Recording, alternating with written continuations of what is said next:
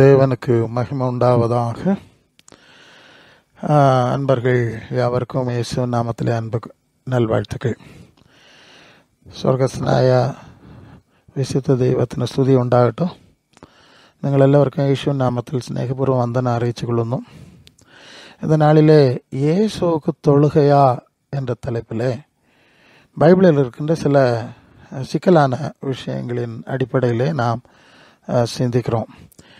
ഇന്ന് യേശുവിനെ ആരാധിക്കണമോ എന്നുള്ള ഒരു കാര്യം കുറിച്ച് ബൈബിളിൽ കാണുന്ന ചില കുറച്ച് കൺഫ്യൂഷനായുള്ള വചനങ്ങൾ അടിസ്ഥാനത്തിൽ ചില കാര്യങ്ങൾ നമ്മൾ ആരാഞ്ഞ് നോക്കുന്നു. ദൈവം നമുക്ക് സഹായിക്കട്ടെ. അപ്പോസ്തല നടപടികൾ 2-ാം அதிகாரம் 21-ാം வசனத்தில், அப்பொழுது கர்த்தருடைய நாமத்தை தொழுது கொள்கிறவன் எவனோ அவன் ரட்சிக்கப்படுவான் என்று தேவன் உரைத்திருக்கிறார் என்று சொல்லக்கூடிய ஒரு வசனம் இருக்கிறது. இது பேதுரு பிரசங்கம் பண்ணுகிறார். கர்த்தருடைய நாமத்தை தொழுது கொள்கிறவன் ரட்சிக்கப்படுவான் என்று தேவன் உரைத்திருக்கிறார். யோவேல் தீர்க்கதரிசியை கொண்டு உரைத்திருக்கிறார் என்பதைத்தான் அவர் குறிப்பிடுகிறார். അതായത് കർത്താവിൻ്റെ നാമത്തെ നേരിട്ട് ഈ വാക്ക് തമിഴിൽ കാണുന്നത് ആരാധിക്കുന്നവൻ മാത്രം രക്ഷിക്കപ്പെടും എന്ന് ദൈവം പറഞ്ഞിരിക്കുന്നു. ദൈവം വേറെയാ, കർത്തർ വേറെയാ.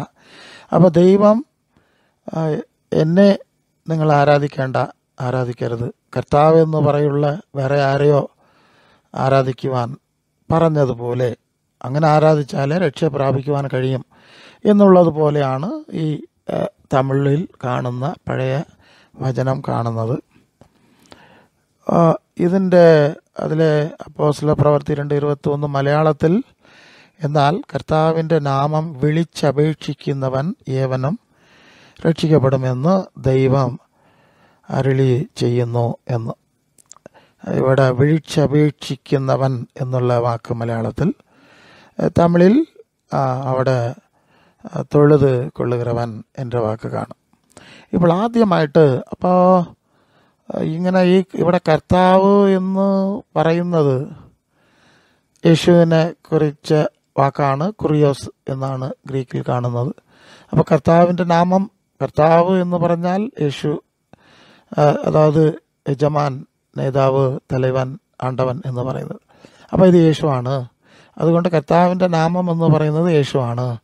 അങ്ങനെ യേശുവിൻ്റെ നാമത്തിനെ ആരാധിച്ചാലേ രക്ഷ പ്രാപിക്കുവാൻ കഴിയും എന്നുള്ളത് പോലെയാണ് ഒരു ഉപദേശം ക്രിസ്തീയ മേഖലയിൽ ഉള്ളത്. നമുക്ക് അത് നന്നായിട്ട് അറിയാം.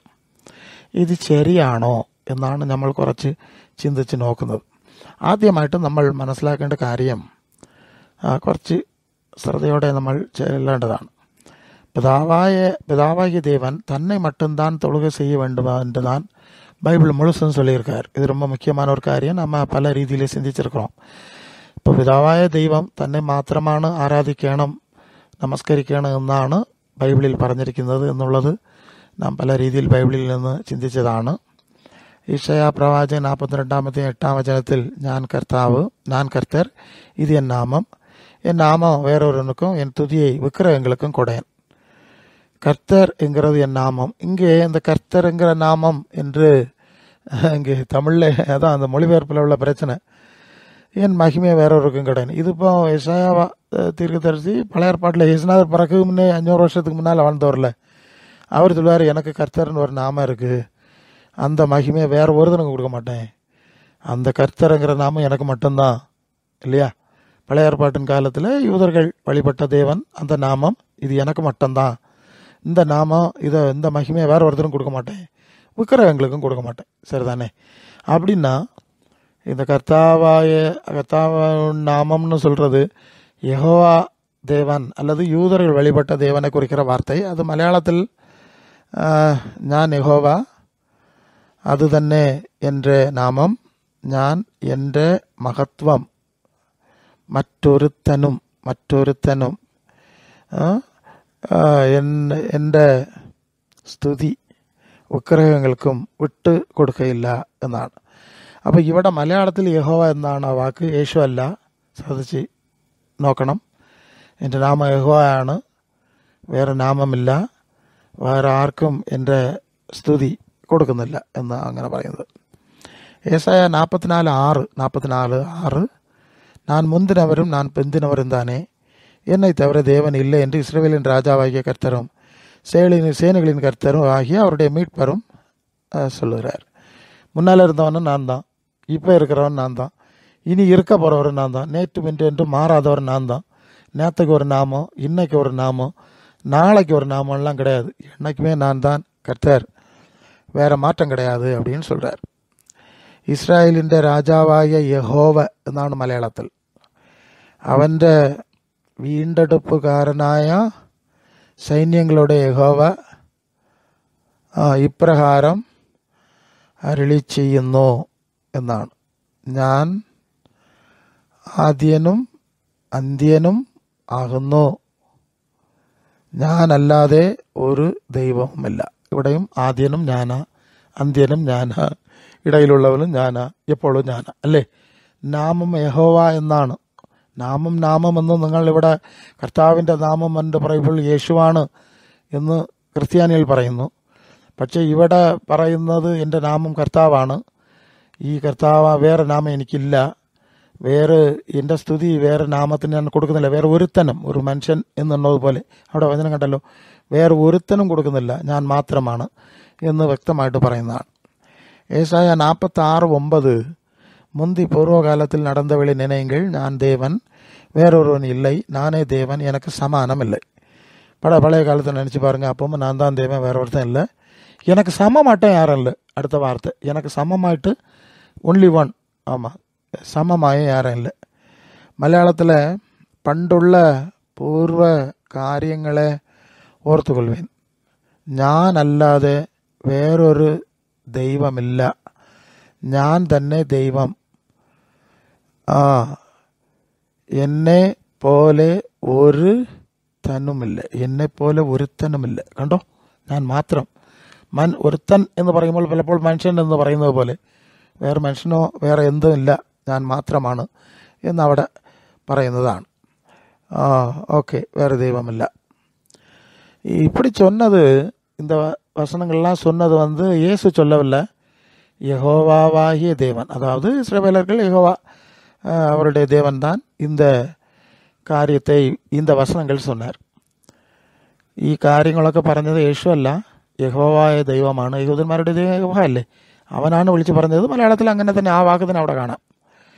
இந்த யெகோவா தேவன் தான் யோவேல் தீர்க்கதரிசியை கொண்டு இயேசுநாதருடைய காலத்துக்கு முன்னால மேற்கண்ட வசனத்தை பேசினார் இல்லையா? கர்த்தருடைய நாமத்தை தொழுது கொள்ளுவன் രക്ഷിക്കപ്പെടുവാൻ, കർത്താവിൻ്റെ നാമത്തെ തൊഴുത് വിളിച്ചപേക്ഷിക്കുന്നവൻ രക്ഷ പ്രാപിക്കും എന്ന് പറഞ്ഞ ആ വചനം യോവേൽ പ്രവാചന മുഖാന്തരമായിട്ട് ദൈവം പഴയ നിയമത്തിൽ പറഞ്ഞ വാക്കാണ്.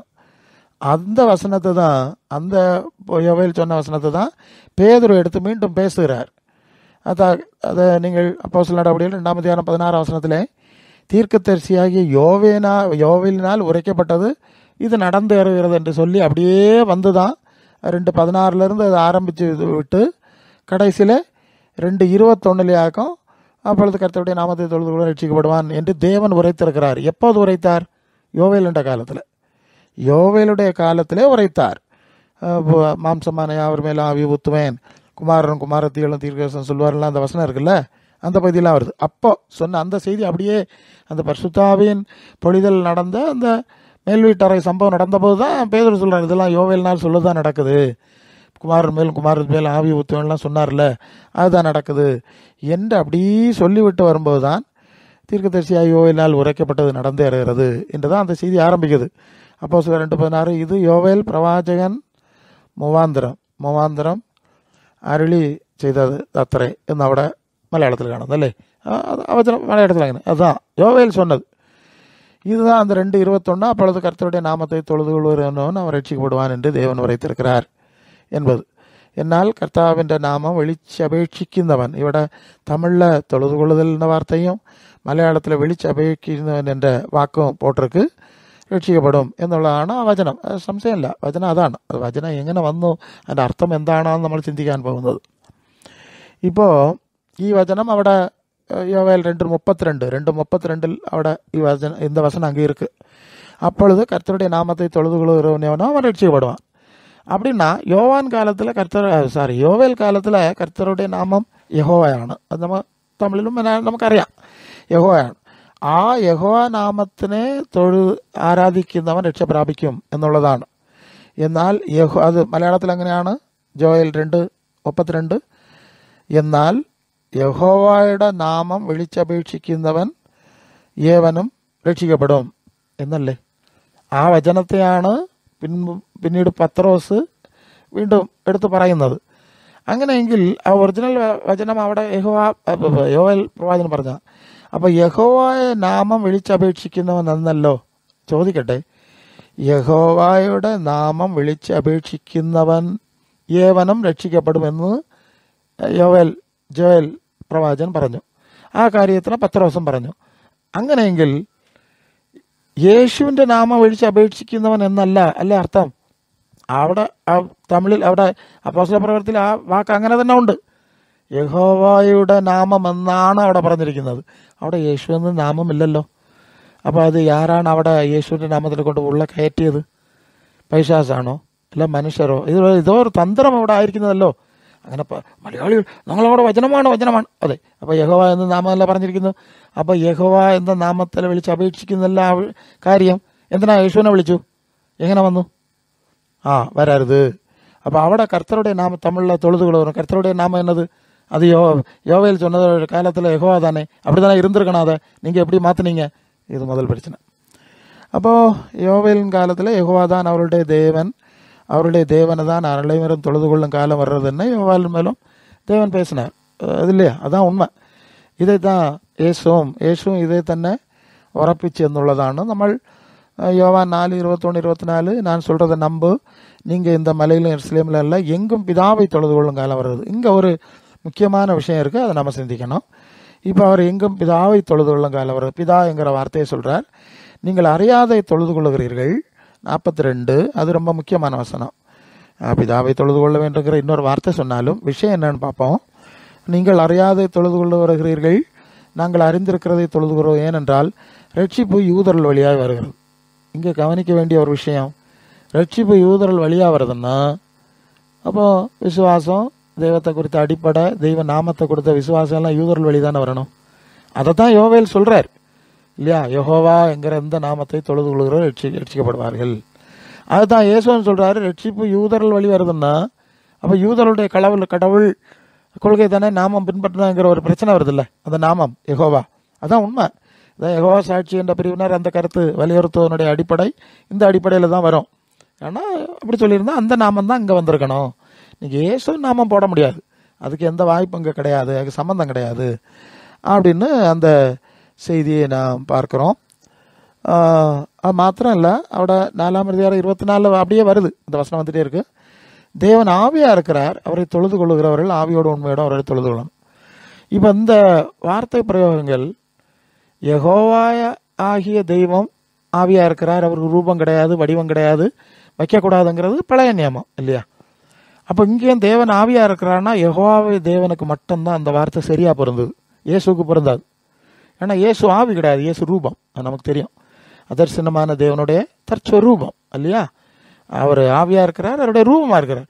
அப்போ ரூபமாகி இயேசுவை இந்த இடத்துல நிச்சயமாக பொருத்த முடியாது. கர்த்தருடைய நாமத்தை தொழுது கொள்கிறவன் ரட்சிக்கப்படுவான் என்ற வார்த்தை முழுக்க 100% இஸ்ரவேலருடைய கடவுளாகிய யெகோவாவை தான் குறிக்கும். அதில் எந்த சந்தேகமும் கிடையாது. அது ஏற்றுக்கொள்றதோ இவங்க புரட்டுறது உருட்டுறதெல்லாம் அது நமக்கு தேவையில்லை. புரட்டுவான் போய்கிட்டே இருவான். பொய்யன் தானே, அவனை போட்டு நம்ம கவனிக்க வேண்டிய அவசியம் ஒன்றும் இல்லை. சத்தியம் இது தானே, உண்மை அதுதான், மாற்ற முடியாது. ஸோ ஓகே, இப்படி தான் அந்த வசனங்கள் இருக்கிறது. மலையாளத்தில் അതേ இருக்குது.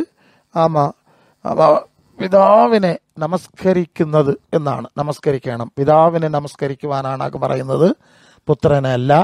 4:21 യേശുവിനല്ല, ദൈവം ആത്മാവാകുന്നു എന്നുള്ളതൊക്കെ അവിടെ കാണാം. അവിടെ യേശുവിനെ ആരാധിക്കണം എന്നുള്ള ഒരു കാര്യം യേശു പറഞ്ഞിട്ടില്ല. അതാണ് പ്രശ്നം. ഞാൻ ചോദിക്കുന്ന കാര്യം അതാണ്. യേശു எங்கேயாவது நான் தேவன், நான் கடவுள், என்னை மாத்திரம்தான் நீங்கள் ஆராதிக்கணும்னு சொல்லக்கூடிய ஒரு வசனமாவது காட்ட முடியுமா? ரெண்டாவது, அப்போஸ்தலர்கள் இயேசு புதிய கடவுள், அவரை தான் ஆராதிக்கணும்னு சொன்னாங்களான்னா அப்படியும் இல்லை. இயேசு பிதாவை தொழுது கொண்டு அங்கே யெகோவாங்கிற நாமத்துக்கு பதிலாக பிதாங்கிற வார்த்தை பயன்படுத்துகிறாரு. அது ஏன்னு பார்க்கலாம். ரெண்டாவது பார்க்கலாம். பிதாவை தொழுது கொள்ளுங்கள், அவர் ஆவியாக இருக்கிற தேவன் என்று குறிப்பிடுகிறார். அதுதான் அப்போஸ்தலர் சொன்னாங்க, கர்த்தராகிய இயேசு கிறிஸ்துவின் பிதாவாய தேவனுக்கு ஸ்தோத்திரம் உண்டாவதா. ஓகே, நீங்கள் எல்லாரும் ஒருமனப்பட்டு கர்த்தராகிய இயேசு கிறிஸ்துவின் பிதாவாகிய தேவனை ஒரே வாயினால மேம்படுத்தணும். நிறைய வசனம் பார்த்துட்டோம். ஸோ அப்படின்னா இது நிச்சயமாய் இது இயேசுவை குறிக்கிற வார்த்தை இல்லை, இயேசுக்கும் இதுக்கும் சம்பந்தம் இல்லை என்பது மிக தெளிவானது. அப்போது அதே ரக்ஷா യഹൂദന്മാരുടെ ഇടയിൽ നിന്നല്ലോ വരുന്നത് അല്ലേ മലയാളത്തിൽ. രക്ഷിപ്പ് യൂതർ മുഖാന്തരമായി വരുന്നത്.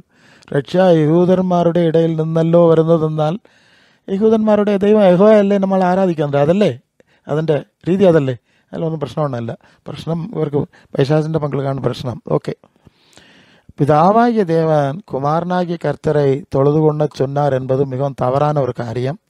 காரணம், இயேசு என்ற பெயரில் யோவேலின் காலத்தில் ஒரு கர்த்தர் இல்லை. இயேசுன்னு இருந்தாங்களா அப்போ யோவேலின் காலத்தில்? அப்படின்னா சொல்லியிருக்கணும், யெகோவா தான் இருந்தாருங்கிறது தெளிவான ஒரு விஷயம். ஓகே. ரோமர் 10:12-14 வரை யூதன் கிரேக்கன் இல்லை, வித்தியாசம் இல்லை. எல்லாருக்கும் கர்த்தரானவர் தம்மை தொழுது கொள்ளுகிற யாவருக்கும் ஐஸ்வர்ய சம்பன்னராக இருக்கிறார். அதனால் கர்த்தருடைய நாமத்தை தொழுது கொள்கிறவனர் ரட்சிக்கப்படுவான். அங்கேயும் அது வருது. அப்போ அவரை விசுவாசித்தார்கள் எப்படி தொழுது கொள்வார்கள், அவரை குறித்து கேள்விப்படாதவர்கள் எப்படி விசுவாசிப்பார்கள், பிரசங்கிக்கிறவன் இல்லாவிட்டால் எப்படி கேள்விப்படுவார்கள் என்றெல்லாம் இருக்குது. இது யூதர்களுடைய தெய்வத்தை யெகோவாவை குறித்து பிரசங்கிக்க வேண்டும், அப்படிதான் இருக்குது இல்லையா. அந்த இஸ்ரவேலருக்கும் தெய்வம், அந்த தெய்வம் தான் மற்றவங்களுக்கும் தெய்வமாக இருக்கணும்னா யெகோவா தான் தெய்வமாக இருக்கணும். ஏன்னா இஸ்ரவேலருடைய தெய்வம் தான் நமக்கு ஜெனிசிஸ் ஆதியாமத்திலேருந்து அந்த தெய்வ நம்பிக்கை வந்துட்டுருக்குன்னா இஸ்ரவேலருடைய தெய்வத்தை தான் பிரஜாதிகள்லாம் நம்பணும். பிரஜாதியாருடைய தெய்வத்தை இஸ்ரவேலில் நம்ப முடியாது. சரி, அப்போ யெகோவா தெய்வனை தான் அறிவிக்கணும், அந்த நாமத்தை தான் விசுவாசிக்கும்படி செய்யணும், அந்த நாமத்தை தான் தொழுது கொள்ளும்படி செய்யணும். இப்போ யாருமே இயேசு நான் ஒரு புதிய கடவுளை என்ன தொழுது கொள்ளுங்கன்னு சொல்லலை. அப்போஸ்தலர்களும் இயேசு ஒரு புதிய கடவுளை, அந்த கடவுளை தொழுது கொள்ளுங்கன்னு பிரசங்கம் பண்ணலை. ஆனால் எல்லாரும் யெகோவா அல்லது இஸ்ரவேலின் தேவனாகிய கர்த்தர் தான் கடவுள் அல்லது படைப்பாளர், சிருஷ்டிகர், அவரைத்தான் தொழுது கொள்ளணுங்கிற விஷயத்தை தான் சொன்னார்கள். இது ரொம்ப முக்கியமான விஷயம். அதனால தான் சுவிசேஷம் அறிவிக்கும் போது இயேசுவை ஆராதிக்க வாருங்கள்னு நீங்கள் அறிவிக்க முடியாது, அது பெரிய தப்பு. சகலத்தையும் சிருஷ்டித்த தேவனை ஆராதியுங்கள் என்றதான் பொருள் பின்னால் வரும். சரி, இதுதான் அந்த விஷயம் என்கிறதை நாம் புரிந்து கொள்ளணும். ஆனால் புதிய மொழிபெயர்ப்பில் வரும்போது சில வார்த்தைகள் வித்தியாசம் உண்டு. ஆண்டவரின் திருப்பெயரை அறிக்கையிட்டு மன்றாடுகிற எவரும் மீட்பப்படுவர் என்று எழுதியிருக்கிறது. திருப்பெயரை அறிக்கையிட்டு, அதில் தொழுகை, கர்த்தருடைய தொழுகை செய்துன்னு வரும், இங்கே அறிக்கையிட்டுன்னு வருது. 2 வார்த்தைகள் இருக்குது. இதற்கு ஒரு தொடர்பு உண்டு. அதை நான் கொஞ்சம் நிதானமாக 2 விஷயங்களை நாம் சொல்லணும். அப்போது அது மலையாளத்தில் നിങ്ങൾ അങ്ങനെ വായിക്കാം അല്ലേ.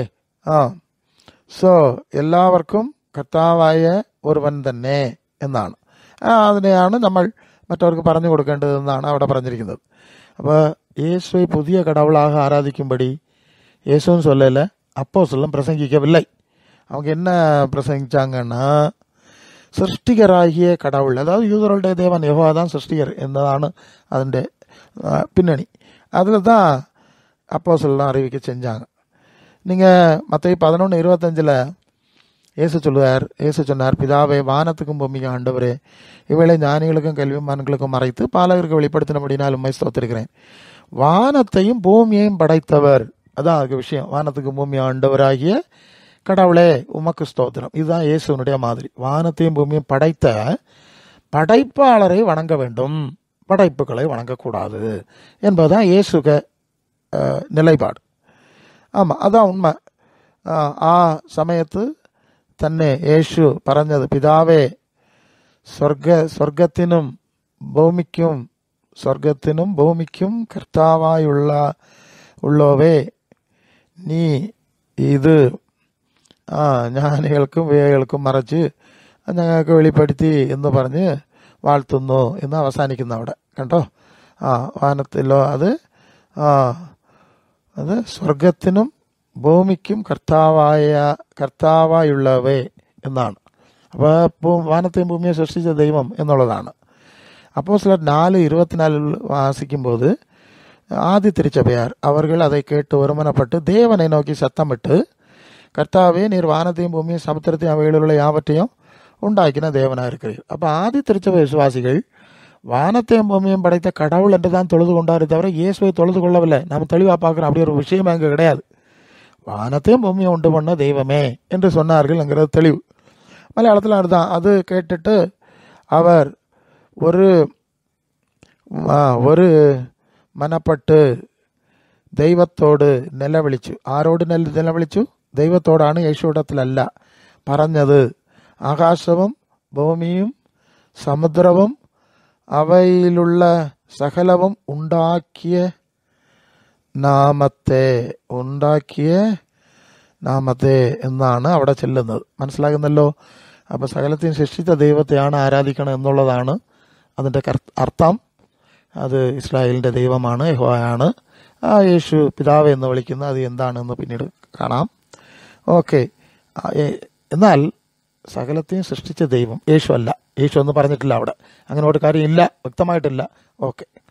அப்போஸ்தலர் 14:15 அப்போஸ்தலர் 14:15 பவுல் பாறை சொல்கிறார், மனுஷரே ஏன் இப்படி செய்கிறீர்கள்? நாங்கள் உங்களைப் போல பாடுள்ள மனுஷர் தானே.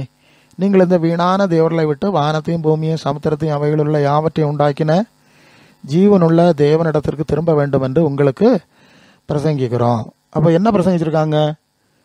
യേശു ആണ് ദൈവം, യേശു ആരാധിക്ക വരുവിൻ എന്ന് ഇവിടെ ആരും சொல்லல. യേശു ആരാധിക്ക വാരുங்கள், യേശു புதிய கடவுள். சில ஸ்தாபனத்தில் எழுதி போட்டுருவாங்க, இயேசுவை ஆராதிக்க வாருங்கள் எழுதி போட்டுருவாங்க. அதான் சொன்னேன்டா, கிறிஸ்தவ மார்க்கத்துக்கும் இயேசுவின் சுவிசேஷத்துக்கும் சம்மந்தம் கிடையாது. ரெண்டு சுவிசேஷம். இயேசுக்குள்ளே இருந்தது பரிசுத்தாவி, இது அசுத்தாவி, வஞ்சிக்கராவி, பொய்யினாவி, வேதப்புரட்டாவி. இது வேற மார்க்கம். பெந்தைக்கோஸ்தாவி பரிசுத்தாவி கிடையாது. இது ரொம்ப தெளிவாக இருக்கணும். பெந்தைக்கோஸ்தாவி பரிசுத்தாவி கிடையாது. பரிசுத்தாவியாக இருந்தால் அது பரலோகத்திலேருந்து வந்திருக்கணும். அது இயேசுக்குள்ளே இருந்த ஆவி. வேற வசனங்களை பார்த்துட்டோம். அந்த ஆவி வரும்போது இயேசு சொல்வார், அந்த சத்திய ஆவி வரும்போது என்னை குறித்து தான் சாட்சி கொடுப்பார். என்னை குறித்து எப்படி சாட்சி கொடுப்பார்? நான் உங்களுக்கு சொன்னவில்லை நினைப்பூட்டுவார். அப்போ இயேசு ஆகிய நான் என்னெல்லாம் உங்களுக்கு சொன்னேன், என்னெல்லாம் உங்களுக்கு மாதிரி காண்பிச்சனோ அதை தான் அந்த பரிசுத்தாவியனவர் நினைப்பூட்டுவார். இப்போ இயேசு ஆராதித்த தேவனை இந்த பரிசுத்தாவி பெந்தைக்கோஸ்தே குலத்துக்கு ஏன் காட்டி கொடுக்கவில்லை? இயேசு ஆராதிக்கும்படி சொன்ன தேவனை இயேசு இப்படி தான் சொன்னார், ஏன் இந்த பரிசுத்தாவி சொல்லிக் கொடுக்கலன்னா, இது பரலோகத்திலிருந்து வந்த ஆவியம் இல்லை, இயேசுக்குள்ளே இருந்த ஆவியம் இல்லை, அந்தி கிறிஸ்துவன் ஆவி. அது ஒரு தந்திரமான ஆவி. இயேசு சொல்கிறது மாதிரி புகழ்ந்து இயேசு சொல்லாத செய்கிற வஞ்ச புகழ்ச்சின்னு சொன்ன மாதிரி ஒரு தந்திரமான ஆவி. அப்போ அதனால் ஆதி திருச்சபைக்காரர்களுக்கு அந்த அனுபவம் இல்லை. அவங்க பரிசுத்த ஆவினால இப்படி தான் தொழுகை செஞ்சாங்க. ஸோ പുരുഷന്മാരെ, அப்போஸ்தலர் 14 പുരുഷന്മാരെ, നിങ്ങൾ ഈ ചെയ്യുന്നത് എന്ത്? ഞങ്ങൾ നിങ്ങളോടെ സ്വഭാവമുള്ള മനുഷ്യരത്രേ. നിങ്ങൾ വൃഥാ കാര്യങ്ങളെ വിട്ട് ആകാശവും ഭൂമിയും സമുദ്രവും അവയിലുള്ള സകലവും ഉണ്ടാക്കിയ ജീവനുള്ള ദൈവത്തിങ്കലേക്ക് തിരിയണം എന്നുള്ള സുവിശേഷം ഞങ്ങൾ നിങ്ങളോട് അറിയിക്കുന്നു. അപ്പോൾ അപ്പോസ്തലന്മാർ അറിയിച്ച സുവിശേഷം എന്താണ്? യേശുവാണ് ദൈവം, യേശു ആരാധിക്ക വരുവിൻ എന്ന് അപ്പോസ്തലന്മാർ സുവിശേഷം പറഞ്ഞിട്ടില്ല.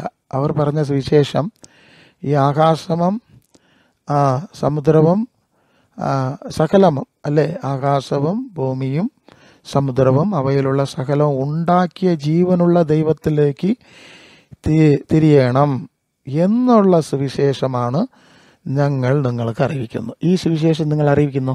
ഞാൻ ചോദിക്കട്ടെ, നിങ്ങൾക്കും ബൈബിളൊക്കെ എന്താണ് ബന്ധമെന്നാണ് ഈ കാര്യത്തിന്? ക്രിസ്തീയ സുവിശേഷത്തിനും യേശുവിൻ്റെ സുവിശേഷത്തിനും നിങ്ങൾക്കും എന്തെങ്കിലും ബന്ധമുണ്ടോ? உங்களுக்கு இந்த இயேசுவின் கிறிஸ்தவ மார்க்கத்துக்கும் இயேசுவின் சுவிசேஷத்துக்கும் தொடர்பு உண்டான்னு கேட்குறேன். இதை வச்சு சொல்லுங்க. உருள முடியாது. இதுதான் சுவிசேஷம், அதை தேவன் வெளிப்படுத்துவார். അപ്പോൾ നിങ്ങൾ യേശുവിൻ്റെ സുവിശേഷകന്മാരല്ല, അപ്പോസ്തല രീതിയിൽ ശുശ്രൂഷ ചെയ്യുന്നവരല്ല. നിങ്ങൾ യേശുവിൻ സംബന്ധമില്ലാത്തവരാണ് അല്ലേ? യേശുവോട് ഏത് സംബന്ധവും നിങ്ങൾക്കില്ല, അപ്പോസ്തലന്മാരുടെ ഏത് സംബന്ധവും ഇല്ല എന്നുള്ളതാണ് ഉറപ്പ്, വാസ്തുത അതാണ്, സത്യം അതാണല്ലേ, അതാണ് സത്യം. നിങ്ങൾക്ക് യേശുവിന് സംബന്ധമില്ല, അപ്പോസ്തലന്മാർ സംബന്ധമില്ല, അവർ പറയുന്ന സുവിശേഷം വേറെയാണ്, നിങ്ങളൊക്കെ പറയുന്ന സുവിശേഷം வேறைയാണ്. நீங்கள் சொல்கிற சுவிசேஷம் வேறு, அப்போஸ்தலன் இயேசு சொன்ன சுவிசேஷம் வேறங்கிறது தெளிவாகுது. அப்போஸ்தலர் 26:20 முன்பு தமஸ்குவிலும் எருசலேமிலும் யூதேயா தேசமெங்கும் உள்ளவரிடத்திலும் பின்பு பிரஜாதியாரிடத்தில் நான் போய் அவர்கள் தேவனிடத்திற்கு, அதாவது தேவன் சொன்னால் யூதர்களுடைய தேவன், அப்படிதான் பவுல் பிரசங்கம், தேவனிடத்திற்கு மனந்திரும்பி கொடப்படவும் மனந்திரும்புதல் கேட்ட கிரியைகளை செய்ய வேண்டும் என்று அறிவித்தேன். இப்போ பவுல் பிரசங்கம் பண்ணுறார், எல்லாரும் தேவனிடத்துக்கு திரும்பணும். தேவன் சொன்னால் யெகூதர்களோட அந்த வழியில் தான் வந்துட்டு இருக்காங்க, அவங்க அதான் சொல்லணும்னு யோவேல் சொல்லிட்டார். இந்த கர்த்தருடைய നാമത്തെ തൊഴുത്, അതായത് യഹോവായ ദൈവത്തിനെ ആരാധിക്കുന്നവൻ രക്ഷ പ്രാപിക്കുന്നതാണ് യോവേൽ പ്രവാചകൻ പറഞ്ഞത്. യോവേൽ അതെയാണ് പത്രോസും അത് ഉറപ്പിക്കുന്നത്, അങ്ങനെയാണ് പറഞ്ഞിരിക്കുന്നത്. അതെയാണ് ഇവർ പറയുന്നത്, ദേവൻ എന്ന് പറയുന്നത് യഹൂദന്മാരുടെ ദൈവമാണ്. അപ്പോസ്തലർ 26:26 ആദ്യം ദമസ്കോസിലും യെരുസലേമിലും യഹൂദ്യാദേശത്തെങ്കിലും എങ്ങും ഉള്ളവരോട് പിന്നെ ജാതികളോടും മാനസാന്തരപ്പെട്ട്, അവർ പറഞ്ഞതാണ് മാനസാന്തരപ്പെട്ട് ദൈവത്തിങ്കലേക്ക് തിരിഞ്ഞു മാനസാന്തരത്തിന് യോഗ്യമായ പ്രവർത്തികൾ ചെയ്യണം എന്ന് പ്രസംഗിച്ചു. ഇവിടെ എവിടെയും യേശു പ്രസംഗിച്ചു എന്ന് കൂടെ ഇവിടെ കാണുന്നില്ല. പ്രസംഗിച്ച് കാണും, യേശു ദൈവപുത്രനാണ്, അതുകൊണ്ട് നമുക്കറിയാം ദൈവപുത്രമാണ്, അവർ സിലുവയിൽ ക്രൂശിച്ച് നമുക്കായി മരിച്ചതാണ്, യാഗമായിട്ട് മരിച്ചത്, അതൊക്കെ തീർച്ചയായിട്ടും പറഞ്ഞിട്ടുണ്ട്, അത് വേറെ വചനമുണ്ട്. പക്ഷേ ഏതിടത്തിലും എവിടെയും യേശു ദൈവമാണ്, അവനെ ആരാധിക്കാൻ വരുവിൻ എന്ന് പറഞ്ഞ് അങ്ങനെ ഒരു സുവിശേഷം പറഞ്ഞിട്ടില്ല എന്നുള്ളതാണ്. അതാണ് ഇവിടെ മാനസാന്തരപ്പെട്ട് ദൈവത്തിലെങ്കേക്ക് വരുന്ന മാനസാന്തരത്തിന് യോഗ്യമായ പ്രവർത്തികൾ ചെയ്യണമെന്നുള്ളതാണ്. ഓക്കെ, ഇപ്പോൾ ഇതാണ് കാര്യം, ഇതാണ് വാസ്തുത, സത്യം വചനമാണ്. ഈ വചനം നിങ്ങളെ ന്യായം വിധിക്കും എന്നുള്ളത് ഓർമ്മയിൽ വേണം. അത് ഏതും പറഞ്ഞിട്ട് തിരിയരുത്. ദൈവമാണ് ഇത് നിങ്ങൾക്ക് പഠിപ്പിച്ച് തരുന്നത്. ഓക്കെ, അപ്പോൾ அப்போஸ்தலர் 9ஆம் அதிகாரம் 14ஆம் வசனத்தில் இப்படி வருது, இங்கேயும் உம்முடைய நாமத்தை, அதாவது இயேசு நாமத்தை தொழுது கொள்ளுகிற யாவரையும் கட்டும்படி அவன் பிரதான ஆசாரியர்களால் அதிகாரம் பெற்றிருக்கிறான்னு மொழிபெயர்த்திருக்கிறாங்க. அதாவது உம்முடைய நாமத்தை, அது அனனியா இயேசுகிட்ட நேரடியாக பேசுகிற செய்தி அது. உம்முடைய நாமத்தை தொழுது கொள்ளுகிற யாவரையும் கட்டுறதுக்கு வந்திருக்காங்க. அப்போ தொழுது கொண்டார்கள். அப்போ தொழுது கொள்ளுகிற யாவரையும் கட்டுறதுக்கு வந்தான்னு சொன்னால் அங்கே உள்ளவங்கெல்லாம் இயேசு தானே தொழுது கொண்டிருக்காங்கங்கிற மாதிரி தான் இவங்க கொண்டு வர்றாங்க. நம்ம இதுவரை இயேசு தொழலை, அப்போஸ்தலர் தொழ சொல்லலை, ஆதி திருச்சபை யாரும் அதை தொழலைங்கிறத நம்ம நடந்தது என்னன்னு பார்த்துட்டோம். ஆனால் இங்கே ஒரு இடத்துல இல்லை, அங்கே தொழுது கொண்டார்கள்ங்கிற ஒரு வார்த்தை பிரயோகத்தை போட்டிருக்காங்க. இதை வச்சுட்டு தான் வர்றாங்க. அவங்க தொழுது கொண்டார்களா, அதுக்குள்ளே ஆதாரம் கொடுங்கன்னா இல்லை, இப்படி தூரத்திலோடி ஒரு இது இருக்குது என்று வர்றாங்க. இப்போ அது புதிய மொழிபெயர்ப்பில் இருக்குன்னா எப்படி இருக்குன்னா, உன் பேரை அறிக்கையிடும் அனைவரையும் கைது செய்வதற்காக தலைமை குருக்களிடமிருந்து அதிகாரம் பெற்று இங்கே வந்திருக்கிறான். அறிக்கையிடுதல்னு இருக்குது. பழைய மொழிபெயர்ப்பில் தொழுது கொள்ளுதல்னு இருக்குது, இங்கே அறிக்கையிடுதல்னு இருக்குது. ஸோ மலையாளத்தில் என்ன பண்ணும், இവിടെയും നിന്റെ നാമത്തെ വിളിച്ചപേക്ഷിക്കുന്നവനെ ഒക്കെയും വിളിച്ചപേക്ഷിക്കുന്നവർ. അപ്പോൾ തമിഴിലെ പഴയ മൊഴിപെയർപ്പ് തൊഴുകை, പുതിയ മൊഴിപെയർപ്പ് അറിക്കை. മലയാളത്തിൽ വിളിച്ച് അപേക്ഷിക്കുന്നവരെ എന്നുള്ള പദങ്ങൾ കാണുന്നു. இங்கே முதலாவது ஒரிஜினலில் நீங்கள் போனீங்கன்னா அந்த தொழுகை இன்னும் வர்ற இடத்துல எல்லாம் வர்ற வார்த்தை வேறு வார்த்தை. தொழுகைங்கிற வார்த்தைக்கு போட்டிருக்க வார்த்தை தனி. இந்த மாதிரி விழிச்சு அபேட்சிக்கிற இந்த இடத்துல வருது, அதாவது எங்கும் பிதாவை தொழுது கொள்ளும் காலம் வருகிறது அப்படின்னு இயேசு சொல்கிற வசனம் இருக்குல்ல, எங்கும் பிதாவை தொழுது கொள்ளும் காலம் வருகிறது என்று சொல்லி, அது யோவான் 4ஆம் அதிகாரம் 21ஆம் வசனத்திலே நாம் பார்த்துருக்கோம்ல.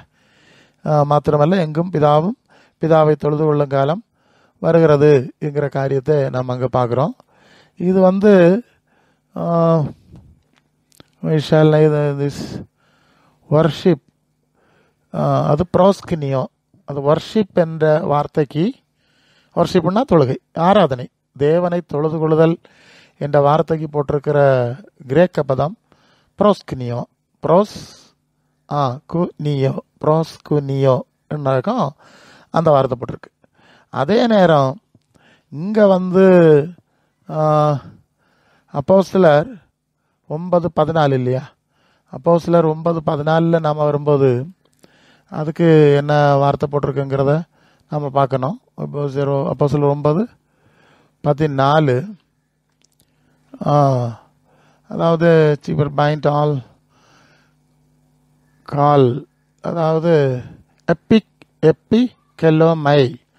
எப்பிக்கெலோமை என்ற வார்த்தை போட்டிருக்கு. தொழுது கொள்ளுதல், தேவனை தொழுது கொள்ள வேண்டும் என்று வர்ற இடத்துல ப்ரோஸ்கினியோ, இங்கே உம்முடைய நாமத்தை, இயேசு நாமத்தை தொழுது கொள்ளுகிறவர் வர இடத்துல எப்பிக்கலாமை, அது வேற வார்த்தை. அப்போ ரெண்டும் ஒரே வார்த்தை இல்லை, ரெண்டும் ஒரே விஷயம் இல்லைங்கிறது அடிப்படையில் தெரியுது. அதனால தான் அவங்க இதை அறிக்கையிடுதல்னு மொழிபெயர்ப்பு, புதிய மொழிபெயர்ப்பில் பழைய மொழிபெயர்ப்பில் ரெண்டையும் ஒன்றா போட்டாங்க. ப்ரோஸ்கினியோ, எப்பிக்கலாமை, இந்த ரெண்டு வார்த்தைக்கும் ஒரே தொழுகைங்கிறது மொழிபெயர்த்துட்டாங்க. ரெண்டாவது படிக்கும்போது இல்லை, அது ரெண்டு வார்த்தை இல்லையா, அப்போ ரெண்டு அர்த்தம் இல்லையா வரணும், அது என்னன்னு பார்த்தா அதுக்குள்ளே அது அறிக்கையிடுதல்னு போட்டிருக்காங்க. ஸோ இப்போ இது புரிஞ்சிருக்கோன்னு நினைக்கிறேன். அப்போது இது ரெண்டு வார்த்தை, தொழுகை இல்லை. ஸோ அது மாதிரி தான் இங்கே மலையாளத்தில் வந்தால் വിളിച്ചപേക്ഷിക്കുന്നവൻ എന്ന്. ഇവിടെ മലയാളത്തിൽ വരുമ്പോൾ വിളിച്ചപേക്ഷിക്കുന്ന അപേക്ഷ, പ്രാർത്ഥന, അപേക്ഷ, അപേക്ഷിക്കുന്നത് എന്നുള്ളതൊക്കെ ഒരേ കാര്യമാണ്. പക്ഷെ നമസ്കാരം, ആരാധന എന്ന് പറയുന്നത് വേറെ വാക്കാണ്. എങ്കും പിതാവെ തൊഴുതുകൊള്ളും കാലം വരെ, എങ്കും ദൈവത്തെ അങ്ങനെ തൊഴുന്ന ഒരു കാര്യം എന്ന് പറയുന്ന കാര്യം, എങ്കും പിതാവൈ തൊഴുതുകൊള്ളും കാലം വരരുത് എന്നുള്ള ഇടത്തിൽ ദൈവത്തെ ആരാധിക്കുന്ന, നമസ്കരിക്കുന്ന എന്ന വാക്ക് അവിടെ കാണും മലയാളത്തിൽ. എവിടെയൊക്കെ സ്വർഗസ്നായ ദൈവനെ ആരാധിക്കുന്ന കാര്യത്തിനെ കുറിച്ച് പറഞ്ഞിട്ടുണ്ടോ അവിടെയൊക്കെ വരുന്ന മലയാള വാക്കുകൾ നമസ്കാരം മാത്രം, ആരാധന എന്നുള്ള പദമാണ്. ആരാധന എന്നുള്ള കാര്യമാണ് അധികമായിട്ട് അവിടെ കാണുന്നത്, അത് അടിസ്ഥാനമായിട്ട്. സോ പക്ഷേ യേശു അവനോട് ലൂക്ക 4:8, യേശു അവനോട് നിന്റെ ദൈവമായ കർത്താവിനെ നമസ്കരിച്ചു അവനെ മാത്രം ആരാധിക്കാവൂ എന്ന് എഴുതിയിരിക്കുന്നു എന്ന് ഉത്തരം പറഞ്ഞു. പൈശാചോട് യേശു പറയാന്ന്, നമസ്കാരം ആരാധന എന്നുള്ള കാര്യമാണ്. വിളിച്ചപേക്ഷിക്കുന്നത് എന്ന് പറയുന്നത് ആരാധന അല്ല, പക്ഷെ പ്രാർത്ഥന എന്നുള്ള അർത്ഥത്തിലാണ് അത് വരുന്നത്. അപ്പോൾ ആരോട് പ്രാർത്ഥിക്കണം, എങ്ങനെ പ്രാർത്ഥിക്കണം എന്നുള്ള ചില കാര്യമുണ്ട്. ചുരുങ്ങി പറയുകയാണെങ്കിൽ ദൈവത്തോട് നേരിട്ട് സംസാരിക്കുന്നത് പ്രാർത്ഥനയാണ്. ദൈവത്തോട് നേരിട്ട് സംസാരിക്കുന്നത് പ്രാർത്ഥനയാണ്. പക്ഷേ ചിലപ്പോൾ നമ്മൾ ദൈവത്തോട് നേരിട്ട് സംസാരിക്കാൻ കഴിയാതെ, പാപികൾ എന്ന് വരുമ്പോൾ അവർ ദൈവത്തോട് സംസാരിക്കാൻ കഴിയില്ല. യേശുവെ വിളിക്കുവാൻ കഴിയും. യേശു ജീവനോട് ഇരിക്കുന്നവനല്ലേ, രക്ഷകനല്ലേ, ഇടയനല്ലേ ഇപ്പോഴും. അപ്പോൾ യേശുവിനെ വിളിക്കുവാൻ കഴിയും. അത് ആരാധന അല്ല, അത് വിളിക്കുന്നതാണ്. യേശുവേ എന്നെ രക്ഷിക്കൂ എന്ന് വിളിക്കാം. പക്ഷേ ആരാധിക്കുവാൻ, ഇത് ആർക്ക് എന്ന് പറഞ്ഞാൽ പിതാവായ ദൈവത്തോട് ബന്ധത്തിലില്ലാത്തവർക്കാണ്, പാപികൾ എന്ന നിലയിൽ ഉള്ളവർക്ക്. മാത്രമല്ല യേശുവും അവർക്കായിട്ട് പരിന്തുര എന്ന് തമിഴിൽ പറയും, മധ്യസ്ഥം ചെയ്യുന്നവനാണ്. അങ്ങനെയുള്ള കാര്യമാണ്. പക്ഷെ ദൈവത്തോട് നേരിട്ട് സംസാരിക്കുവാനുള്ള യോഗ്യന്മാരായി നമ്മൾ മാറണം എന്നുള്ളതാണ്. അങ്ങനെ വരുമ്പോൾ യേശു പറയുന്നത്, നിങ്ങൾ നേരിട്ട് ദൈവത്തോട് സംസാരിക്കുക, പ്രാർത്ഥിക്കുക, പിതാവേ എന്ന് പ്രാർത്ഥിക്കുക. സ്വർഗസ്നായ പിതാവേ എന്ന് പ്രാർത്ഥിക്കുവിൻ എന്നാണ് യേശു പറഞ്ഞത്. ദൈവത്തോട് പ്രാർത്ഥിക്കുവിൻ. അപ്പോൾ ദൈവത്തോട് നേരിട്ട് സംസാരിക്കുന്നത് പ്രാർത്ഥന എന്നുള്ളതാണ്. ദൈവത്തെ നമസ്കരിക്കുന്നത്, ആരാധിക്കുന്നതൊക്കെ അങ്ങനെയുള്ള കാര്യമാണ്. യേശുവോട് ചിലത് സംസാരിക്കാം, പാപികൾ എന്ന നിലയിൽ സംസാരിക്കാം, ചോദിക്കാം. അത് വിളിച്ചപേക്ഷിക്കുന്നത് എന്നുള്ള അർത്ഥം പോലെയാണ് കാണുന്നത്. രണ്ട് കാര്യം അവിടെ ഉണ്ട്. ചിലപ്പോൾ ദൈവത്തിനെയും ആരെ വിളിച്ച് അപേക്ഷിക്കുന്നോ, സ്വർഗസ്നായ ദൈവത്തിനെ വിളിച്ചും അപേക്ഷിക്കാം, അത് വിശുദ്ധന്മാർ മാത്രം. പക്ഷെ പാപികൾ അങ്ങനെ ചെയ്യാൻ പാടില്ല. യേശുവിനെ വിളിച്ച് അപേക്ഷിക്കാം, അവർ രക്ഷകനല്ലേ, ചിലതൊക്കെ ചെയ്തു കൊടുക്കും എന്നുള്ളതാണ് അതിൻ്റെ അർത്ഥം. രണ്ടിൻ്റെ വ്യത്യാസം നമ്മൾ മനസ്സിലാക്കേണ്ട കാര്യമാണ്. ഇതാണ് അവിടെ പറഞ്ഞിട്ടുള്ളതായ കാര്യം. സോ അതൊരു തനി സബ്ജക്റ്റാണ്. പാപികൾ എന്ന നിലയിൽ യേശുവെ വിളിച്ചപേക്ഷിക്കുന്നതും വിശുദ്ധന്മാരായി സ്വർഗസ്നായ ദൈവത്തോട് നേരിട്ട് പ്രാർത്ഥിക്കുന്നതും എന്നുള്ളത് ഇന്നൊരു കാര്യമാണ്. അത് വേറെ വിഷയം, അവിടെ നമ്മളിപ്പോൾ ചെല്ലണ്ട. ഇപ്പോൾ നമ്മുടെ പ്രശ്നം ഇതുവരെ നമ്മൾ കണ്ട വചനങ്ങൾ ഏതും യേശുവിനെ ആരാധിക്കുക, നമസ്കരിക്കുക എന്നുള്ള അർത്ഥത്തിൽ മലയാളത്തിലും ഇല്ല, തമിഴിലുമില്ല, ഒറിജിനലുമില്ല. അത് വേറെ കാര്യമാണ്. അങ്ങനെ എന്തെങ്കിലും നിങ്ങൾ പറയുന്നത് പോലെ ഉണ്ടെങ്കിൽ അത് യേശു പറഞ്ഞിരിക്കും.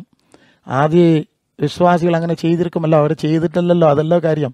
അങ്ങനെ ചെയ്തു എന്ന് ദൂരെ കൂടെ അങ്ങനെ ഒരു തെറ്റായ ഒരു ട്രാൻസ്ലിട്രേഷൻ വന്നിട്ടുണ്ട് അല്ലേ. മൊഴിത്തിരിവ് മാത്രമാണ്, അവരുടെ ഭാഷ തിരിവ് മാത്രമാണ് വന്നിട്ടുള്ളത്. പക്ഷെ അല്ലാതെ ആരങ്ങനെ ചെയ്തിട്ടില്ല എന്നുള്ളത് വളരെ ഉറപ്പാണ്.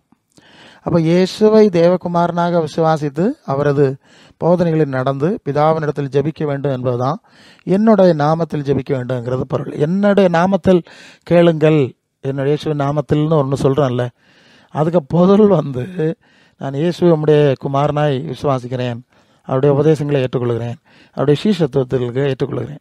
இப்படி நீங்கள் அறிக்கையிடணும். இதுதான் அறிக்கையிடுறதுன்னு சொல்கிறது.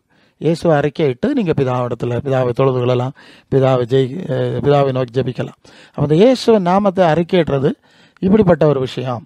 ஆனால் பிதாவுடன் தொடர்பட்ட நிலையில் இயேசுவே நரட்சியம்னு கூப்பிடுற மாதிரி சில காரியங்கள் செய்யலாம். அதை நான் உங்களுக்கு சொல்லிவிட்டேன். ஸோ இதே விஷயந்தான் பல இடங்களில் வருது. இப்போ அப்போஸ்தலர் 9:21 எருசலேமில் இந்த நாமத்தை தொழுது கொள்கிறவர்களை நாசமாக்கி இங்கேயும் அப்படிப்பட்டவர்களை கட்டி பிரதான ஆசாரியத்தில் கொண்டு போக வந்தவன் இவன் அல்லவா. அப்போ எருசலேமிலே இந்த நாமத்தை தொழுது கொண்டார்களா, இயேசுங்கிற நாமத்தை தொழுது கொண்டார்களா என்றால் தொழுது கொள்ளவில்லை. எல்லாரும் யெகோவா நாமத்தை தான் தொழுது கொண்டாங்க, சிருஷ்டிகராகி தேவனை தொழுது கொண்டாங்கன்னு தெளிவாக பார்த்துட்டோம். அதுதான் அறிக்கையிட்டார்கள். அதான் புதிய மொழிபெயர்ப்பு. எருசலேமில் இந்த பெயரை அறிக்கையிடுபவரை ஒழிக்க முற்பட்டவன். அதை 2 வார்த்தையை நம்ம பார்த்துட்டோம். அதுதான் பல இடங்கள் அப்படி வருது. அப்போ எருசலேமில் யாரும் இயேசுவை தொழவில்லை, இயேசுவின் பிதாவை அல்லது யெகோவா தான் தொழுது கொண்டார்கள் என்பது. அதுதான் அப்போஸ்தலர் 4:24 சபையார் தேவனை நோக்கி சத்தமிட்டு கர்த்தாவை நீர் வானத்தையும் பூமியும் சமுத்திரத்தையும் உண்டாக்கினீர்னு அவங்க ஜபிச்சாங்கிறத நம்ம ஏற்கனவே அந்த வசனத்தை பார்த்துட்டோம், மலையாளத்திலும் பார்த்துட்டோம். அது கேட்டுட்டு அவர் ഒരു മനപ്പെട്ട് ദൈവത്തോട് നിലവിളിച്ചു എന്നാണ്. യേശുവോട് നിലവിളിച്ചു എന്ന് അവിടെ കാണുന്നില്ല, ദൈവത്തോട്. അപ്പോൾ അങ്ങനെ ആയിരിക്കുമ്പോൾ ദൈവത്തിനോടാണ് നിലവിളിച്ചത്. യേശുവിനെ നോക്കി വിളിച്ചില്ല, യേശുവിനെ ആരാധിച്ചില്ല എന്നുള്ളത് അവിടെ ഉറപ്പാണ് അല്ലേ. അങ്ങനെ ആയിരിക്കുമ്പോൾ ഈ യേശുവിൻ്റെ നാമത്തെ തൊഴുതു കൊണ്ട് വന്നാർകൾ വിളിച്ചപേക്ഷിച്ചു എന്ന് പറയുന്നത് അത് ശരിയല്ല. അത് വേറെ അർത്ഥമാണ്, വേറെ കാര്യമാണ് എന്ന് നമ്മൾ കണ്ടതാണ്. ഇപ്പോൾ വീണ്ടും വരാം. அப்போஸ்தலர் 22:16 அப்போஸ்தலர் 22:16 பவுலிடத்தில் அனனியா சொல்கிறார், இப்பொழுது நீ தாமதிக்கிறது என்ன? நீ எழுந்து கர்த்தருடைய நாமத்தை தொழுது கொண்டு ஞான ஸ்நானம் பெற்று உன் பாவங்கள் போக கழுவப்படு. இங்கே ஒரு வார்த்தை இருக்குது, நீ எழுந்து கர்த்தருடைய நாமத்தை தொழுது கொள்ளு அப்படின்னா, கர்த்தர்னா இயேசுன்னு இவங்க ஒரு போட்டு தொழுது கொள்ளு அப்படின்னு சொன்னார் அப்படின்னு சொல்கிறாங்க. அது புதிய மொழிபெயர்ப்பில் இனி ஏன் காலம் தாழ்த்த வேண்டும், எழுந்து அவரது திருப்பெயரை அறிக்கையிட்டு உமது பாவங்களிலிருந்து கழுவப்பெறு. பற்றியெல்லாம் மொழிபெயர்ப்பில் வித்தியாசம் வந்துட்டு வார்த்தை வேறு. மற்றபடி பவுல் எங்கேயும் இயேசுவே தேவன் என்று அறிக்கை செய்யலை. நீங்கள் எங்கேயும் இயேசு தேவன் அல்லது பிதாவாகன்னு சொல்லலை. அவர் ஒருவராய் சேரக்கூடாது, ஒளியில் வாசம் பண்ணுகிறவர், அவரை கண்டுராதவர் காணக்கூடாது, அவருக்கு மகிமை உண்டாவதாக, அதர்சனமுள்ள தேவனானவருக்கு மகிமை உண்டாவதாக, கர்த்தராகிய இயேசு கிறிஸ்துவின் பிதாவாகி தேவனை நோக்கி முழங்கால் படிட்டு ஜபிக்கிறேன், இல்லை கர்த்தராகிய இயேசு கிறிஸ்துவின் பிதாவாகி தேவன் இப்படி தான் சொல்லிக்கிறார். தவிர இயேசுவை அவர் தொழவும் இல்லை, சொல்லவும் இல்லை, அப்படி சப்ஜெக்டே இல்லை, அவர் அறிக்கை பண்ணவும் இல்லை. இதுவும் நம்ம புரியணும், அந்த மொழிபெயர்ப்பு தவறு எப்படி வருது அப்படின்னு. அவன் என்ன பவுல் செஞ்சுருக்கான் பாருங்க. அது அப்போஸ்தலர் 9:20 அப்போஸ்தலர் 9:20 தாமதமின்றி கிறிஸ்து தேவனுடைய குமாரன் என்று ஆலயங்களில் பிரசங்கித்தான். தாமதமின்றி இயேசு இயேசு தேவனுடைய குமாரன் என்று தான் அவன் ആലയങ്ങളിൽ പ്രസംഗിത്താൻ എன்ற കാര്യത്തെ നമ്മൾ பார்க்குறோம். മലയാളത്തിൽ ചെന്ന് നോക്കിയാൽ അങ്ങനെ തന്നെ കാണും അല്ലേ. അവിടെ തന്നെ യേശു ദൈവത്തിൻ്റെ പുത്രനാണ് എന്നാണ് പൗലോസ് അവിടെ പ്രസംഗിച്ചതെന്ന് അവിടെ കാണുന്നു അല്ലേ. അപ്പോൾ യേശുവെ പൗലോസ് ആരാധിച്ചില്ല, തൊഴുതുകൊള്ളവില്ലേ എന്നുള്ളത് വ്യക്തമല്ലേ അല്ലേ. അത് ഉറപ്പല്ലേ, അതിൽ വ്യക്തമായല്ലോ. യേശുവെ ദൈവപുത്രൻ എന്നല്ലേ അവനെ പ്രസംഗിച്ചു, ദൈവമെന്ന് പ്രസംഗിച്ചിട്ടില്ലല്ലോ. ദൈവപുത്രൻ എന്ന് പ്രസംഗിച്ചാൽ ആരാധിക്കാൻ കഴിയില്ലല്ലോ, അതാണ് കാര്യം. ഓക്കെ, നമുക്ക് മനസ്സിലാകും. ஸோ இதுபோல ரோமர் 1:4-5 வசனத்திலையும் சொல்கிறார். 1:5 மாம்சத்தின்படி தாவீதின் சந்ததியில் பிறந்தவரும் பரிசுத்தமுள்ள ஆவியின்படி தேவனுடைய சுதன் என்று மரித்தோடு எழுந்ததினாலே பலமாய் ரூபிக்கப்பட்ட தேவகுமாரன், ദൈവപുത്രൻ എന്നാണ് പൗലോസ് ഇവിടെ പറയുന്നത്, വിളിച്ച് പറയുന്നത്. ദൈവപുത്രനായ യേശുവേ, ദൈവമായ യേശു എന്നല്ല, ദൈവപുത്രനായ യേശുവാണ് എന്ന് മറ്റവർക്ക് പറഞ്ഞു കൊടുക്കുന്നു, സാക്ഷ്യം പറയുന്നു, അല്ലേ? അല്ല യേശു നോക്കി പ്രാർത്ഥിച്ചതുമില്ല, ആരാധിച്ചതുമില്ല എന്നുള്ളത് നമുക്ക് നന്നായിട്ട് മനസ്സിലാകുന്നു. അതാണ് കാര്യം. ഇനി താമസിക്കുന്നത് എന്ത്? എഴുന്നേറ്റ് അവൻ്റെ നാമം വിളിച്ച് പ്രാർത്ഥിച്ചു എന്നിവിടെ കാണുന്നു. സോ ഇത് ദൈവത്തിനെ കുറിച്ച വാക്കാണ്, യേശുവിനെ കുറിച്ച് വാക്കല്ല എന്നുള്ളത് നമുക്ക് പല രീതിയിൽ മനസ്സിലായി. ഇതുപോലെ 1 Corinthians 1:2 கொரிந்துவிலே கிறிஸ்து இயேசுக்குள் பரிசுத்தமாக்கப்பட்டவர்களாயும் பரிசுத்தவான்களாகும்படி அழைக்கப்பட்டவர்களுமா இருக்கிற தேவனுடைய சபைக்கும் எங்களுக்கும் தங்களுக்கும் ஆண்டவருமா இருக்கிற நம்முடைய கர்த்தராகிய இயேசு கிறிஸ்து நாமத்தை எங்கும் தொழுது கொள்ளுகிற அனைவருக்கும் எழுதுகிறதாவது. இது பழைய மொழிபெயர்ப்பு. புதிய மொழிபெயர்ப்பு நம்ம ஆண்டவர் இயேசு கிறிஸ்து அறிக்கையிடும் யாவருக்கும். அது நம்ம பார்த்துட்டோம். 2 வார்த்தை எல்லா இடத்துலையும் அப்படி தான் வரும். ப்ரோஸ்கினியோ எப்பிக்கலாமை 2 வார்த்தை மாறி மாறி மாறி வர்றதை பார்க்குறோம். 2 வார்த்தைக்கு 2 அர்த்தம்ங்கிறத நாம் புரிஞ்சுக்கணும். ஸோ மற்றபடி எங்கேயுமே கொரிந்து சபையில் இயேசுவை தொழுது கொள்ளவில்லை. நீங்கள் 2 Corinthians 1:3 என்ன கர்த்தராகிய இயேசு கிறிஸ்துவுக்கு பிதாவாகிய தேவனுக்கு ஸ்தோத்திரம் உண்டாவதாகன்னு பவுல் சொல்லியிருப்பார். அப்போ கொரிந்து சபையில் இயேசு கிறிஸ்துவை தொழுது கொள்ளவில்லைங்கிறதுக்கு அங்கே ஆதாரம் இருக்குல்ல. இயேசு கிறிஸ்துவன் பிதாவை தான் தொழுது கொண்டாங்கன்னு அங்கே இருக்குது. இந்த மொழிபெயர்ப்பு தப்பு தான் எல்லா பிரச்சனையும் உண்டாக்கிட்டு. ஸோ எல்லா இடங்களும் நம்முடைய ஆண்டவர் கிறிஸ்துவை அறிக்கையிடுகிறது. இந்த அறிக்கைன்னு ஒரு வார்த்தை வருது இல்லை, அறிக்கையிடுதல். இந்த இயேசுவை அறிக்கையிட்டார்கள் என்ற ஒரு காரியத்தை பார்க்குறோம். அது அறிக்கையிடுதல் என்றால் என்ன? ഓക്കെ, അത് വിളിച്ചപേക്ഷിച്ചു എന്നത് വിളിച്ച് പറഞ്ഞോ, അത് അപേക്ഷിച്ചു എന്നാണ് അവിടെ നമ്മളെ ട്രാൻസ്ലേറ്റ് ചെയ്തിരിക്കുന്നത്. അതത്ര ശരിയല്ല. വിളിച്ച് പറഞ്ഞു, വിളിച്ചു അല്ലെങ്കിൽ വിളിച്ചു എന്ന് എങ്കിൽ പറയാം. ഞാൻ മനസ്സിലാക്കിയത് അങ്ങനെയാണ്. കാരണം മറ്റു വചനങ്ങളൊക്കെ അങ്ങനെയാണ് വരുന്നത്. இப்போ 2 Peter 1:17-18 இவர் என்னுடைய நேசகுமாரன், இவரிடத்தில் பிரியமாக இருக்கிறேன் என்று சொல்கிற சத்தம் உன்னதமான மகிமையிலிருந்து அவருக்கு உண்டாகி பிதாவாகி தேவனால் கனத்தை பெற்றும்போது நாங்கள் அவருடைய பரிசுத்த பருவத்தில் இருக்கையில் வானத்திலிருந்து பிறந்த அந்த சத்தத்தை கேட்டோம். அப்போ இவருடைய நேசகுமாரன் அப்படின்னு தேவன் பரலோக தேவன் சாட்சி கொடுத்தார் என்று சொல்லி அதை தான் அறிக்கை பண்ணுறார் இல்லையா? അതെ, സ്വർഗസ്നായ ദൈവം ഇവൻ്റെ പ്രിയപുത്രനാണ് എന്ന് സാക്ഷ്യം ചെയ്തു എന്ന് ഞങ്ങളത് കേട്ടു എന്നാണ് ഇവിടെ പത്രോസ് വിളിച്ച് പറയുന്നത്. അപ്പോൾ യോഹന്നാൻ എന്താണ്? யோகன்னானுடைய அறிக்கை என்னது? 1 யோவான் 4:15 இயேசுவானவர் தேவனுடைய குமாரன் என்று அறிக்கை பண்ணுகிறவன் எவனோ அவனில் தேவன் நிலைத்திருக்கிறார், அவனும் தேவனில் நிலைத்திருக்கிறான். சரியா? தேவனுடைய குமாரன் தான் அறிக்கை பண்ண சொல்லியிருக்கிறது தவிர தேவன் சொல்லலை. ആരാധനയ്ക്കുரியവരെന്ന് അറിക്കൽ பண்ண சொல்லலை. അതാണ് പ്രശ്നം. യേശു ദൈവത്തിൻ്റെ പുത്രനാണ് എന്ന് അങ്ങനെ ഏറ്റു പറഞ്ഞാൽ മതി എന്നാണ്. ദൈവം എന്ന് പറയേണ്ട ആവശ്യമില്ല. ദൈവം എന്ന് പറയരുത്. ദൈവം സ്വർഗസ്നായ ദൈവമാണ്, യേശുവിൻ്റെ പിതാവാണ്. അതാണ് ദൈവപുത്രൻ എന്ന് വരുമ്പോൾ ദൈവം വേറെയാണ് എന്നുള്ളത് നമുക്ക് അവിടെ മനസ്സിലാക്കുവാൻ കഴിയും. സോ അങ്ങനെ പറഞ്ഞു. 1 யோவான் 5:5 இயேசுவானவர் தேவனுடைய குமாரன் என்று விசுவாசிக்கிறவனே அன்றி உலகத்தை ஜெயிக்கிறவனார். യേശു தேவனுடைய குமாரன் சொல்கிறோம், உலகத்தை ஜெயிச்சிடுறான். യേശു ദൈവപുത്രനാണ് എന്ന് വിശ്വസിച്ച് ഏറ്റു പറയുന്നവൻ ലോകത്തെ വിജയിക്കുന്നു അല്ലേ? പിന്നെന്താ? ദൈവം എന്ന് പറയേണ്ട ആവശ്യം എന്താ? നിങ്ങളല്ലേ അങ്ങനെയൊക്കെ തെറ്റായിട്ട് പറയുന്നത്. 1 யோவான் 5:13 உங்களுக்கு நித்திய ஜீவன் உண்டென்று நீங்கள் அறியவும் தேவனுடைய குமாரனுடைய நாமத்தின் மேல் நீங்கள் விசுவாசமாக இருக்கவும் தேவனுடைய குமாரனுடைய நாமத்தின் மேல் விசுவாசமாக இருக்கிற உங்களுக்கு வேலை எழுதுகிறேன். பார்த்தீங்களா? அதாவது தேவனுடைய குமாரன் இடத்துல தான் விசுவாசிக்கணும். தேவகுமாரன் என்று தான் நீங்கள் விசுவாசிக்கிறீங்க, அறிக்கை பண்ணுறீங்க அப்படின்னு சொல்கிறார். ദൈവപുത്രൻ എന്നാണ് നിങ്ങൾ വിശ്വാസിക്കേണ്ടത്. ദൈവപുത്രൻ എന്നാണ് നിങ്ങൾ വിശ്വാസിക്കുന്നത് അല്ലേ? അവിടെ അങ്ങനെയല്ലേ പറഞ്ഞിട്ടുള്ളത്. അവർക്കാണ് ഇത് ഞാൻ എഴുതുന്നു എന്നാണ് യോഹന്നാൻ പറയുന്നത്. അറിക്കை ഓക്കെ ഏറ്റു പറയുന്നത്. യേശു தேவகுமாரன் என அறிக்கையிட்டு அவரது போதனை மாதிரியின்படி வாழ்வதுதான் യേശുവിൻ ശീഷത്വ സുവിശേഷം. ഇതാണ് യേശു പറഞ്ഞിട്ടുള്ളത്. അല്ലാതെ നിങ്ങൾ പറയുന്ന മാർഗമല്ല. നിങ്ങൾ യേശുവോട് സംബന്ധിച്ചവരല്ല. യേശുവിൻ്റെ സുവിശേഷത്തിന് ബന്ധമില്ല, അപ്പോസ്തലന്മാർ ബന്ധമില്ല എന്നുള്ളത് വ്യക്തമായിട്ട് മനസ്സിലാക്കാൻ കഴിഞ്ഞല്ലോ വചനങ്ങളിലൂടെ. അതുകൊണ്ട് നിങ്ങൾ പറയുന്നത് സുവിശേഷമല്ല, നിങ്ങൾക്ക് സുവിശേഷ വിളിയല്ല, നിങ്ങൾ സുവിശേഷം പറയുന്നില്ല. നിങ്ങൾ എന്തോ നിങ്ങൾക്ക് തോന്നുന്നത് പോലെ അല്ലേ? ആരോ എന്തൊക്കെയോ നിങ്ങൾ പഠിപ്പിച്ച് അയച്ചിരിക്കുന്നു, നിങ്ങൾ അതുപോലെ ചെയ്യുന്നു. ഇതിനും യേശുവിനും സ്വർഗത്തിനും ഏത് ബന്ധവുമില്ല എന്നുള്ളത് ആദ്യം മനസ്സിലാക്കേണ്ടതാണ്. സുവിശേഷം എന്ന് പറയുന്നത് ഏതോ സാക്ഷ്യം പറയുന്നത് പോലെ എന്തെങ്കിലും നിങ്ങൾ പറയാം, അത് വേറെ വിഷയം. അല്ലെങ്കിൽ നിങ്ങൾ അറിഞ്ഞിരിക്കുന്നതും മനസ്സിലാക്കിയതും വിശ്വാസിക്കുന്നതൊക്കെ നിങ്ങൾ പറയാം, അത് നിങ്ങൾ പറയുന്നത്. പക്ഷേ ഇത് ദൈവത്തിൻ്റെ സുവിശേഷമല്ല എന്നുള്ളത് ആണ് ഞാൻ നിങ്ങൾക്ക് പറഞ്ഞു തരേണ്ടത്. ഞാൻ സുവിശേഷകനാണ്, യേശുവിൻ്റെ സുവിശേഷകനാണ്. അതാണ് ഇതൊക്കെ ഇത്രയും തോറും നിങ്ങളോട് സംസാരിക്കുവാൻ ദൈവം എനിക്ക് അനുഭവം തന്നതിൻ്റെ രഹസ്യം അതാണ്. എനിക്ക് സുവിശേഷകൻ എന്നുള്ള വിളി തന്നിട്ടുണ്ട്. ആ സുവിശേഷൻ്റെ അർത്ഥം പറഞ്ഞു തരാനുള്ള യോഗ്യത, അർഹത എനിക്ക് തന്നിട്ടുണ്ട്, കഴിവ് എനിക്ക് തന്നിട്ടുണ്ട്. അതുകൊണ്ടല്ലേ ഇതൊക്കെ ഇത്രയും ദൂരം നിങ്ങൾ സംസാരിക്കുവാൻ എനിക്ക് കഴിയുന്നത്, അല്ലെങ്കിൽ കഴിയുന്നില്ലല്ലോ.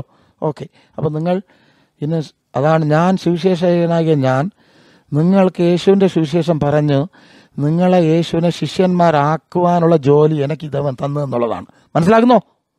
ഇത്ര ദൂരം ഞാൻ നിങ്ങളോട് സംസാരിച്ച കാര്യങ്ങളൊക്കെ നിങ്ങൾക്ക് വ്യക്തമായിട്ട് മനസ്സിലായി. നിങ്ങൾ ഇന്നും യേശുവിൻ്റെ ശിഷ്യന്മാരായില്ല, യേശുവിൻ്റെ അടുക്കൽ വന്നില്ല, യേശുവിൻ്റെ മാതൃക പ്രകാരം ചെയ്യുന്നില്ല, സംസാരിക്കുന്നില്ല. അപ്പം ഞാനാണ് കാലം സമീപിച്ചു അല്ലേ, എക്സ്പയറി പീരിയഡ് വന്നു, കാലം സമീപിച്ചു, മാനസാന്തരപ്പെടുവൻ. ഇതാണ് യേശുവിൻ്റെ സുവിശേഷം. ഈ സുവിശേഷത്തിന് വിശ്വസിക്കുവൻ. നിങ്ങൾ വിശ്വസിക്കുന്ന തെറ്റായ സുവിശേഷങ്ങൾ പലതുണ്ടല്ലോ, സുവിശേഷങ്ങൾ നിങ്ങളിരിക്കുന്നത്, അത് വിട്ട് മനം തിരിവിനെന്ന് ദൈവം നിങ്ങളോട് സംസാരിക്കുകയാണ്. നിങ്ങൾ പോയി മറ്റവരോട് സംസാരിക്കുകയാണ്, നിങ്ങൾ മനം തിരിവിൻ. നിങ്ങളെ മനം തിരിഞ്ഞിട്ടില്ല, നിങ്ങൾക്ക് സുവിശേഷം അറിയുന്നില്ല, സുവിശേഷത്തിനകത്ത് വന്നിട്ടില്ല. പിന്നെ എങ്ങനെ നിങ്ങൾ പോയി അവരുടെ അടുത്തിൽ പോയി ഇവിടെ അവർ സുവിശേഷം പറയാൻ ആരാണ് നിങ്ങൾക്ക് അനുവാദം തന്നത്? ചോദിക്കട്ടെ. ഓക്കെ, നിങ്ങൾ പറയും ഈ വചനപ്രകാരം നിങ്ങൾ ഈ സുവിശേഷത്തിൻ്റെ അകത്ത് വന്നോ? അവരുടെ ഉള്ളിലാണോ നിൽക്കുന്നത്? അതിന് എന്തെങ്കിലും അതോട് കൂടെ നിങ്ങൾക്ക് ബന്ധമുണ്ടോ? ഇല്ലല്ലോ. അതല്ലേ നിങ്ങൾക്കിത് ഇങ്ങനെ ബഹളം വയ്ക്കുന്നത്? അല്ല, നിങ്ങളെ പൈശാസാണ് കൊണ്ട് ചെല്ലുന്നത്. വ്യക്തമായിട്ട് പറയാം, നിങ്ങൾക്ക് സ്വർഗത്തിൽ നിന്ന് വന്ന വിശുദ്ധാത്മാവ്, പരിശുദ്ധാത്മാവ് നിങ്ങൾക്ക് കിട്ടിയിട്ടുണ്ട് എങ്കിലേ യേശു എന്താ പറഞ്ഞതോ, ഏത് മാതൃക കാണിച്ചതോ അത് മാത്രമാണ് നിങ്ങൾക്ക് ചിന്തിക്കാൻ കഴിയും. അല്ലേ? യേശു അങ്ങനെ പറഞ്ഞല്ലേ, സത്യാത്മാവ് വരുമ്പോൾ എന്നെക്കുറിച്ചാണ് സാക്ഷ്യം പറയും, ഞാൻ പറഞ്ഞതൊക്കെ നിങ്ങൾക്ക് ഓർമ്മിപ്പിക്കും എന്നല്ലേ വചനമൊക്കെ അറിയാം, വായിച്ച് നോക്ക്, മുമ്പ് പറഞ്ഞതാണ്. അപ്പോൾ യേശു പറഞ്ഞതും ശീലിച്ച് മാതൃക കാണിച്ചതും ഒക്കെ ഒന്നും ഓർമ്മിപ്പിക്കാതെ നിങ്ങളെ ഇങ്ങനെ വട്ടം കറക്കി ഇങ്ങനെ ഏതാ ഭ്രാന്തന്മാരോ എങ്ങനെയോ നിങ്ങളെ ഭ്രാന്തന്മാരാക്കുന്നത് പൈശാസല്ലയോ? നിങ്ങളൊക്കെ പറ. അപ്പോസ്തലന്മാരിൽ ഏത് ആത്മാവായിരുന്നോ ആ ആത്മാവല്ല നിങ്ങളിൽ പ്രവർത്തിക്കുന്നത് എന്നുള്ളതല്ലേ വ്യക്തമായത്? അതല്ലേ വാസ്തുത, സത്യം അതല്ലേ? അപ്പോസ്തലന്മാരിൽ പ്രവർത്തിച്ച ആത്മാവ് നിങ്ങളിലായിരുന്നെങ്കിലേ അപ്പോസ്തലന്മാർ ഇങ്ങനെയാണ് പറഞ്ഞത്. അതേ കുറച്ച് കണ്ടല്ലോ. അങ്ങനെ ചെയ്യുന്നില്ല. നിങ്ങളെ തെറ്റിച്ച് ഇങ്ങനെ കൊണ്ടു ചെല്ലുന്നത് പൈശാസാണ്, സ്വർഗത്തിൽ നിന്ന് വന്ന ആത്മാവല്ല. നിങ്ങൾക്ക് മാത്രമല്ല, ഈ ക്രിസ്തീയ സമൂഹം എല്ലാവരും കൂടെ ഞാൻ പറയാണ്, ആരൊക്കെ ഞങ്ങൾക്ക് സ്വർഗത്തിൽ നിന്ന് വന്ന ആത്മാവ് അല്ലാതെ യേശുവിന് അകത്ത് ആയിരുന്ന ആത്മാവ്, റോമ 8:9 വായിക്കുമ്പോൾ ക്രിസ്തുവിൻ്റെ ആത്മാവല്ലാതെ അവനോട് അവനല്ല എന്നല്ലേ ആ വചനം പറയുന്നത്? ഗലാത്യ 4:6 അപ്പ പിതാവ് എന്ന് വിളിക്കുവാൻ പുത്രൻ്റെ ആത്മാവിനെ അയച്ചു എന്നല്ലേ, അങ്ങനെയല്ലേ ആ വചനം പറയുന്നത്? ആ ആത്മാവാണ്, യേശുവിനായിരുന്ന ആത്മാവാണ് നിങ്ങളിൽ വന്നാലേ അവനെക്കുറിച്ചും അവൻ പറഞ്ഞതും മാതൃക കാണിച്ചതും അപ്പോസ്തലന്മാർ പറഞ്ഞതും മാതൃക കാണിച്ചതും ഒക്കെ അല്ലേ നിങ്ങൾ പ്രവർത്തിക്കും, അതിലേ വിശ്വസിക്കും, അതിലൂടെയല്ലേ ചെല്ലും, അതിനല്ലേ സുവിശേഷമായിട്ട് പറയും. അതുകൊണ്ട് ഇങ്ങനെ ഇല്ലാത്തവർ നിങ്ങൾക്കുൾ പ്രവർത്തിക്കുന്നത് വിശുദ്ധാത്മാവല്ല, സ്വർഗത്തിൽ നിന്ന് വന്നതല്ല, യേശുവിനുള്ളായിരുന്ന ആത്മാവല്ല, അപ്പോസ്തലന്മാരുള്ള ആത്മാവല്ല എന്നുള്ളത് മനസ്സിലാക്കി ഉണർന്ന് മനം തിരിഞ്ഞ് മാനസാന്തരപ്പെടേണ്ടത് ആവശ്യമാണ്. ഇല്ലെങ്കിൽ പ്രശ്നം വരും. പിന്നീട് എനിക്കത് ഞാൻ പറയാൻ ഇഷ്ടപ്പെടുന്നില്ല, അത് എൻ്റെ കാര്യമല്ലല്ലോ. ഓക്കെ, ഇപ്പോൾ അടുത്ത ഒരു കാര്യം பார்க்குறோம். யோவேலின் காலத்து யெகோவா நாமத்தில் தான் தொழ வேண்டுமா? ஏன்னா கர்த்தருடைய நாமத்தை தொழுதுகிறவரும் ரட்சிக்கப்படுவான் என்ற விஷயத்தை ரொம்ப முக்கியமாக நினைக்கிறீங்க. இந்த கர்த்தருடைய நாமம் என்னன்னா இயேசு கிடையாது, யெகோவா. அது யோவேல் காலத்து நாமங்கிறத நம்ம தெளிவாக பார்த்துட்டோம். அப்போ பிரச்சனை, அப்போது இப்படி சொல்லியிருக்கிறதுனால யூதர்களுடைய யெகோவா நாமத்தை தான் நாம் தொழ வேண்டுமான்னு ஒரு கேள்வி இருக்குது.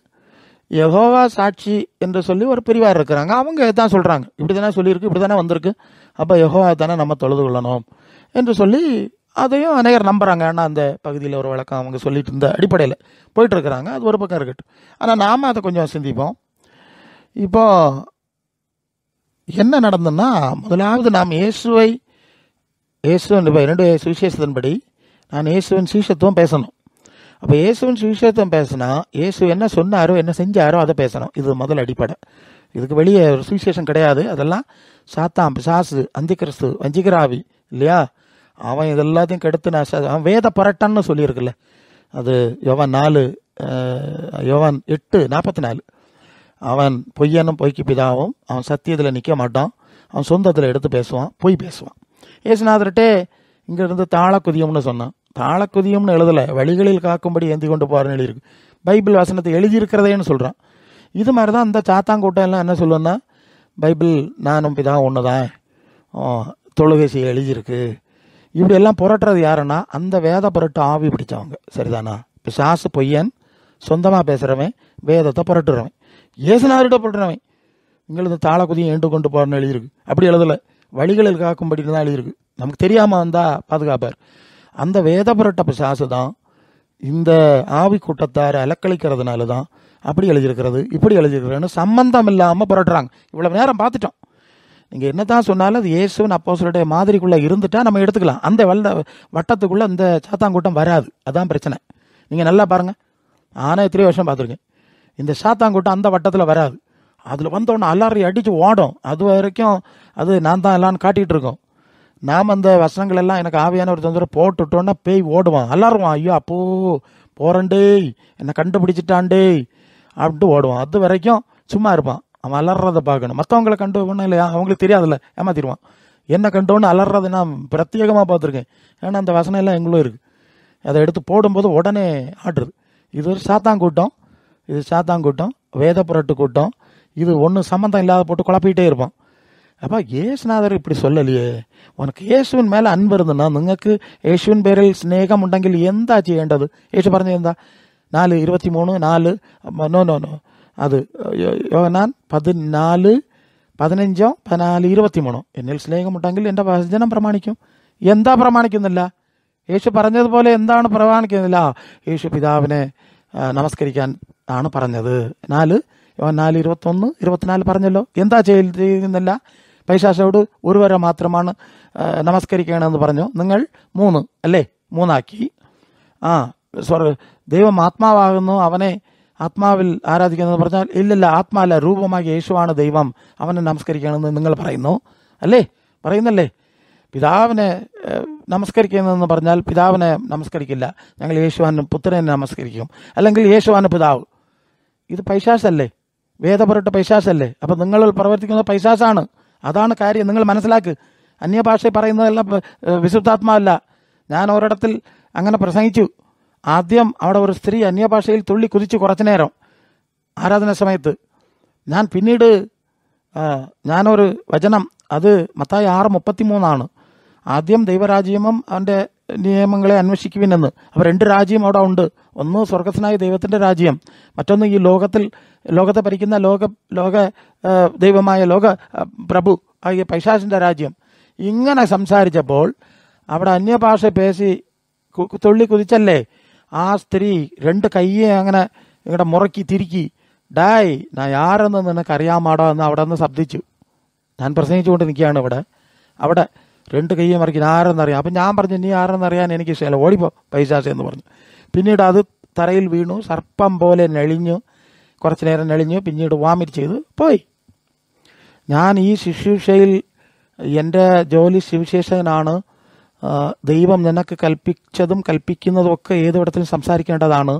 നീ പോയിക്കൊണ്ടേയിരിക്കുക. ദൈവം നിനക്ക് എവിടെയൊക്കെ അവസരം ഒരുക്കി തരുമ്പോൾ അവിടെയൊക്കെ സംസാരിക്കണം. ധൈര്യമായിട്ട് സംസാരിക്കുക, ദൈവം കൂടെ ആയിരിക്കും എന്ന്. അന്ന് അത് കാഞ്ഞിരക്കോട് സാധു എന്ന് പറയുന്ന, സാദിയേശാസൻ എന്ന് പറയുന്ന, കൃപാസന ക്രിസ്ത്യൻ സഭ എന്ന് പറയുന്ന സ്ഥാപനത്തിൻ്റെ ആത്മാവിൽ പ്രവർത്തിക്കുന്ന അന്ന് ഒരു സന്യാസി പ്രവാചകനായിരുന്നു.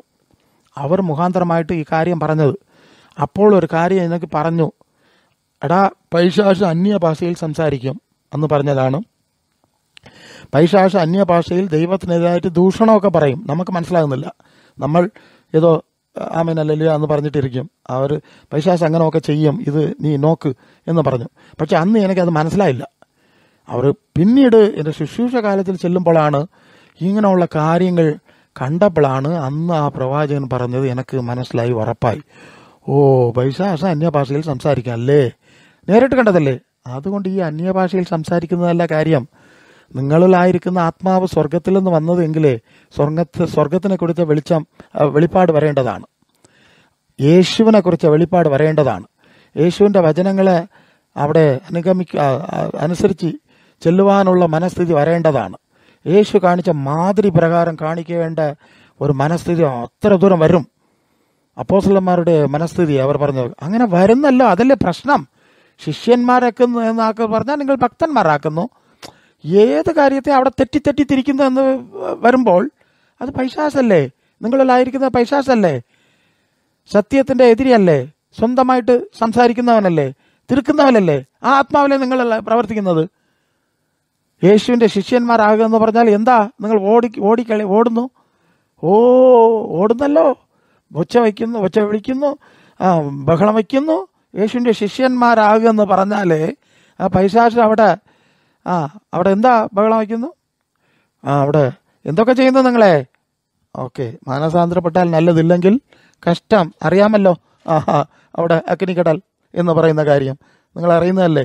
പൈശാചിനും അവൻ്റെ പുറകിൽ ചെല്ലുന്നവർക്ക് അവിടെ ഒരു അഗ്നിപ്പൊയ്ഹ ഉണ്ട് എന്നല്ലേ നമ്മൾ പ്രസംഗിക്കുന്നത്, അവിടെ ബൈബിൾ കാണുന്നത്.